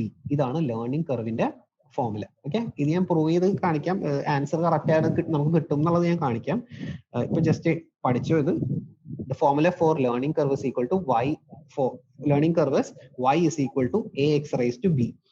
ഇത് നോക്കിയേ, ഒരു ഇക്വേഷനിൽ റേസ് ടു വന്നു കഴിഞ്ഞാൽ അത് ഗ്രാഫിൽ പ്ലോട്ട് ചെയ്ത് കഴിഞ്ഞാൽ അത് കർവ് ആയിരിക്കും. റേസ് ടു ഒന്നുമില്ല, പവർ ഒന്നും ഇല്ലെങ്കിൽ ഗ്രാഫിൽ പ്ലോട്ട് ചെയ്ത എപ്പോഴും സ്ട്രെയിറ്റ് ലൈൻസ് ആയിരിക്കും. എന്തെങ്കിലും ഒരു സ്ട്രെയിറ്റ് ലൈൻ ആയിട്ടേ വരുവുള്ളൂ. ഓക്കെ, പക്ഷെ ഇക്വേഷനിൽ എപ്പോഴെങ്കിലും പവർ വന്നു കഴിഞ്ഞാൽ പിന്നെ സ്ട്രെയിറ്റ് ലൈൻ ആയിരിക്കില്ല, അത് കർവ് ആയിരിക്കും. അതുകൊണ്ടാണ് ഇത് ലേണിംഗ് കർവ് ആയി പോയത്. ഓക്കെ, ശരി. അപ്പോൾ നമുക്കിനി ax raised to b ഇതെന്താന്ന് നമുക്ക് നോക്കാം. അപ്പോ ഇതൊന്ന് എഴുതി വെക്കാം മോളാ, ഇത് നോട്ട്സിൽ എഴുതി വെച്ചോ, എന്നിട്ട് ഞാൻ എക്സ്പ്ലെയിൻ ചെയ്യാം.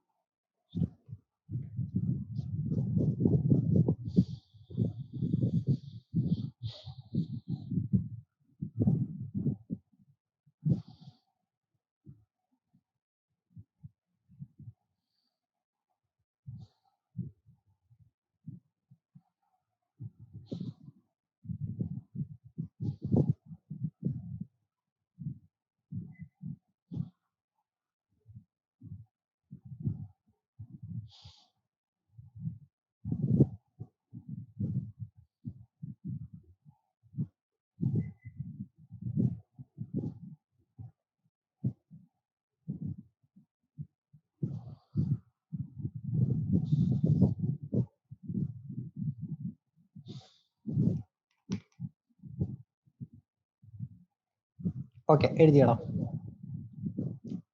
ഫോർമുല മാത്രം മതി, ബാക്കി നമുക്ക് നിങ്ങൾ ടെക്സ്റ്റ് നോക്കിയാൽ മതി. അപ്പൊ നോക്കിയേ, സോ ഈക്വേഷൻ ഞാൻ ഒന്ന് എക്സ്പ്ലെയിൻ ചെയ്യട്ടെ. The formula for learning curve is y is equal to ax raised to b. കേട്ടോ, y of x എന്ന് പറയുന്നത് y ഇങ്ങനെ yx അല്ല, yന്റെ താഴെ ഇങ്ങനെ പറയാണ് y of x സബ്സ്ക്രിപ്റ്റ് ആണ് കേട്ടോ, അതിന് മീനിങ് ഉണ്ട്. അപ്പൊ നോക്കി ഇതിൽ ഓരോന്നും എന്താന്ന് നോക്കാം. Where y is equal to cumulative average time per unit for producing x unit. അതായത് നമ്മൾക്ക് ഇപ്പൊ ഇവിടെ ഇല്ലേ, നമ്മളോട് കണ്ടുപിടിക്കാൻ പറഞ്ഞേക്കുന്നത് അല്ലെങ്കിൽ വേണ്ട, നമ്മളൊരു 10 ഒരു ഇപ്പൊ നമ്മുടെ കയ്യിലില്ലേ ഒരു 16 യൂണിറ്റ്സ് ആണ് അല്ലെങ്കിൽ ഒരു 100 യൂണിറ്റ്സ് ആണ് പ്രൊഡ്യൂസ് ചെയ്യണമെന്ന് വിചാരിക്കും. അപ്പൊ നമ്മൾ ഇവിടെ എഴുതുന്നത് y of 100 എന്നാണ്. ഇതിന്റെ മീനിങ് എന്താന്ന് വെച്ച് കഴിഞ്ഞാൽ, ഞാൻ 100 യൂണിറ്റ് പ്രൊഡ്യൂസ് ചെയ്തപ്പോ 1 യൂണിറ്റ് പ്രൊഡ്യൂസ് ചെയ്യാൻ വേണ്ടി ആവറേജ് എത്ര സമയം എടുത്തു, അതാണ് എനിക്ക് കിട്ടാൻ പോണത് ആൻസർ ആയിട്ട്. ക്ലിയർ ആണോ? When my total production is 100 units, what is the average time for producing 1 unit. അതായത് ഈ ഫോർമുല ചെയ്താൽ നമുക്ക് കിട്ടാൻ പോണ ആൻസർ ഇല്ലേടാ, ഇതിൽ ഈ ടേബിളിൽ ഏത് കോളം ആയിരിക്കും കിട്ടാൻ പോണത്? ഇതായിരിക്കോ, ടോട്ടൽ ആയിരിക്കോ, ആവറേജ് ആണോ? എന്താ നമ്മൾ കണ്ടുപിടിക്കാൻ പോണത്? ഇതിൽ ഏതാ? ഇപ്പൊ ഞാൻ y of 2 കണ്ടുപിടിച്ചാ എനിക്ക് 900 എന്നാണ് ആൻസർ കിട്ടാൻ പോകുന്നത്, 1800 എന്നാണ് ആൻസർ കിട്ടാൻ പോകുന്നത്? 900 എന്നാണ് ആൻസർ കിട്ടാൻ പോകുന്നത് കേട്ടോ. y of 2 കണ്ടുപിടിച്ച് കഴിഞ്ഞാൽ എനിക്ക് 900 ആണ്. അതായത് y എന്ന് പറഞ്ഞാൽ y is equal to cumulative, അത് തന്നെ, y എന്ന് പറഞ്ഞു കഴിഞ്ഞാൽ it is cumulative average time per unit on producing x unit. x എത്ര വേണമെങ്കിലും എടുക്കാം. അപ്പൊ ആ x എടുക്കുമ്പോൾ എന്റെ ആവറേജ് ടൈം എത്രയാണ്, അതാണ് ആൻസർ ആയിട്ട് കിട്ടാൻ പോണത്. The average time per unit depends on 4 factors. 4 കാര്യങ്ങളെ ഡിപ്പെൻഡ് ചെയ്താണ് ആവറേജ് ടൈം ഇരിക്കാൻ പോണത്. എന്തൊക്കെ കാര്യങ്ങളാണ്? First one is the average time taken for the first unit. ആദ്യത്തെ യൂണിറ്റിന് എത്ര സമയം എടുത്തു, അതിനെ ബേസ് ചെയ്താണ് വരാൻ പോണത്. ഓക്കെ, അതായത് ഇവിടെ നമ്മൾ എഴുതൂലേ 1000 എന്നല്ലേ നമ്മൾ തുടങ്ങുന്നത്, ഇവിടത്തെ 2 സെയിം ആയിരിക്കും എപ്പോഴും. ആ 1000 അതിനെ ബേസ് ചെയ്തിരിക്കും the average time for producing first unit. Next, the cumulative number of units produced, അത് x, നമ്മൾ എത്ര യൂണിറ്റ്സിന്റെ ആണോ ചെയ്യണത് അത്. ഫോർ എക്സാമ്പിൾ ഞാൻ y of 100 ആണെങ്കിൽ 100 യൂണിറ്റ്സ്, അതിനെ ബേസ് ചെയ്തിരിക്കും. മൂന്നാമത്തെയും നാലാമത്തെയും ഈ കമ്പനിയുടെ ലേണിംഗ് റേറ്റിനെയും ഈ ഡബിളിംഗ് ഫാക്ടറിനെയും ബേസ് ചെയ്തിരിക്കും. ഡബിളിംഗ് കോൺസ്റ്റന്റ് ആണ്, എപ്പോഴും ഡബിളിംഗ് തന്നെയാണ് വരുന്നത്. ഈ കമ്പനിയുടെ ലേണിംഗ് റേറ്റിനെ ബേസ് ചെയ്തിരിക്കും. അതായത് ചില കമ്പനിയിൽ 90% ആയിരിക്കും, ചില കമ്പനിയിൽ 80% ലേണിംഗ് ആയിരിക്കും, ചില കമ്പനിയിൽ 70% ലേണിംഗ് ആയിരിക്കും. It depends. So the average time per unit will depend on വേണമെങ്കിൽ 3 ഫാക്ടേഴ്സ് എന്ന് പറയാം. One is time taken for the first unit. Second factor is the number of units produced, എത്ര യൂണിറ്റ്സിന്റെ ആണോ നമ്മൾ കണ്ടുപിടിക്കുന്നത്. And the third one is learning rate of the company. Okay, അപ്പോ ഇതിന്റെ ഒരു പ്രശ്നം എന്താന്ന് വെച്ച് കഴിഞ്ഞാൽ y is equal to ax raised to b. നമ്മളുടെ കാൽക്കുലേറ്ററിൽ ഈ റേസ് ടു ബി സാധനം ചെയ്യാൻ പറ്റത്തില്ല അല്ലെ. അതുകൊണ്ട് ഇതിനെ മൊത്തത്തിൽ നമ്മൾ ലോഗായിട്ട് കൺവേർട്ട് ചെയ്ത് ആൻസർ കണ്ടുപിടിച്ചിട്ട് ആന്റി ലോഗ് എടുക്കേണ്ടി വരും. മനസ്സിലായ? റേസ് ടു ബി എന്ന് പറയണത് ബി ആയിട്ട് വരാൻ പോണതില്ലേ, പോയിന്റും ആയിരിക്കും. ബി ആയിട്ട് വരാൻ പോണത് റേസ് ടു 2 ഒന്നും ആയിരിക്കത്തില്ല, റേസ് ടു 0.456 അങ്ങനത്തെ ഫിഗേഴ്സ് ആയിരിക്കും. ഓക്കെ, അപ്പോ ചിലപ്പോൾ നമുക്ക് ലോഗ് ആവശ്യം വരില്ല ഇവർ തന്നെയാണെങ്കിൽ, പക്ഷേ ടെക്സ്റ്റിലൊക്കെ പല പ്രോബ്ലവും അത് ലോഗായിട്ട് തന്നെ കൺവേർട്ട് ചെയ്തേക്കുന്നത്. പക്ഷെ നമുക്ക് അതിന് ലോഗ് ബുക്കൊന്നും ആവശ്യമില്ല, ലോഗ് വാല്യൂസ് ക്വസ്റ്റ്യനിൽ തന്നിട്ടുണ്ടാവും. ഓക്കെ, അപ്പൊ അതിനെ ബേസ് ചെയ്ത് ഇത് കണ്ടുപിടിക്കണം. അപ്പോ അതിന് ലോഗിന്റെ കുറച്ച് ബേസിക്സ് പറഞ്ഞു തരേണ്ട ആവശ്യമുണ്ട്, എന്നിട്ട് നമുക്ക് ചെയ്യാം. അപ്പൊ അത് നമുക്ക് നാളെ നോക്കാം, ഇന്ന് എടുത്ത് തീർക്കാൻ പറ്റത്തില്ല. നാളെ എനിക്ക് തോന്നണ ഒരു 1/2 hour അല്ലെങ്കിൽ ഒരു 1 hour വേണ്ടി വരും ഇത് മൊത്തം തീരെ. അപ്പൊ അതോടെ നമ്മുടെ ഈ ചാപ്റ്റർ കഴിഞ്ഞിട്ടാ, പ്രൈസിംഗ് എന്ന് പറഞ്ഞ ചാപ്റ്റർ കഴിഞ്ഞ് നാളത്തോടെ. അപ്പൊ നോക്കിയേ, നമ്മള് എന്താ ചെയ്യേണ്ടത്, ഈ ക്വസ്റ്റ്യൻസ് ഒക്കെ ആൻസർ ചെയ്ത് നോക്കുക. ഓക്കെ, എഴുതി നോക്കണം കേട്ടോ. What are the different methods of pricing, what framework, ഞാൻ ഇവിടെ എഴുതി വെച്ചിട്ടുണ്ടല്ലോ ഇത്.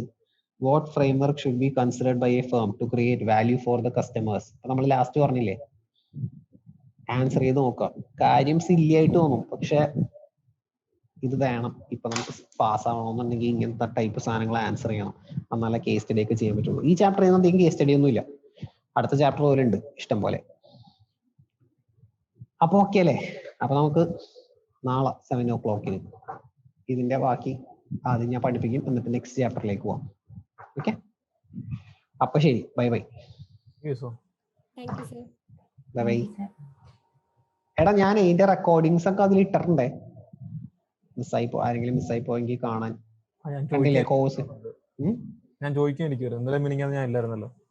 നിലവിൽ ഞാൻ ഉണ്ടായില്ല. ആ റെക്കോർഡിംഗ് ആ കോഴ്സിന്റെ ഉള്ളിൽ തന്നെ ഉണ്ട്, റെക്കോർഡഡ് ലൈവ് എന്ന് പറഞ്ഞിട്ടുണ്ട്. നിങ്ങളിപ്പോ സൂമിന്റെ ലിങ്ക് ക്ലിക്ക് ചെയ്തില്ല, അതിന്റെ താഴെ ഉണ്ട് കേട്ടോ, റെക്കോർഡഡ് ലൈവ്. ശരി സാർ. Okay, bye bye.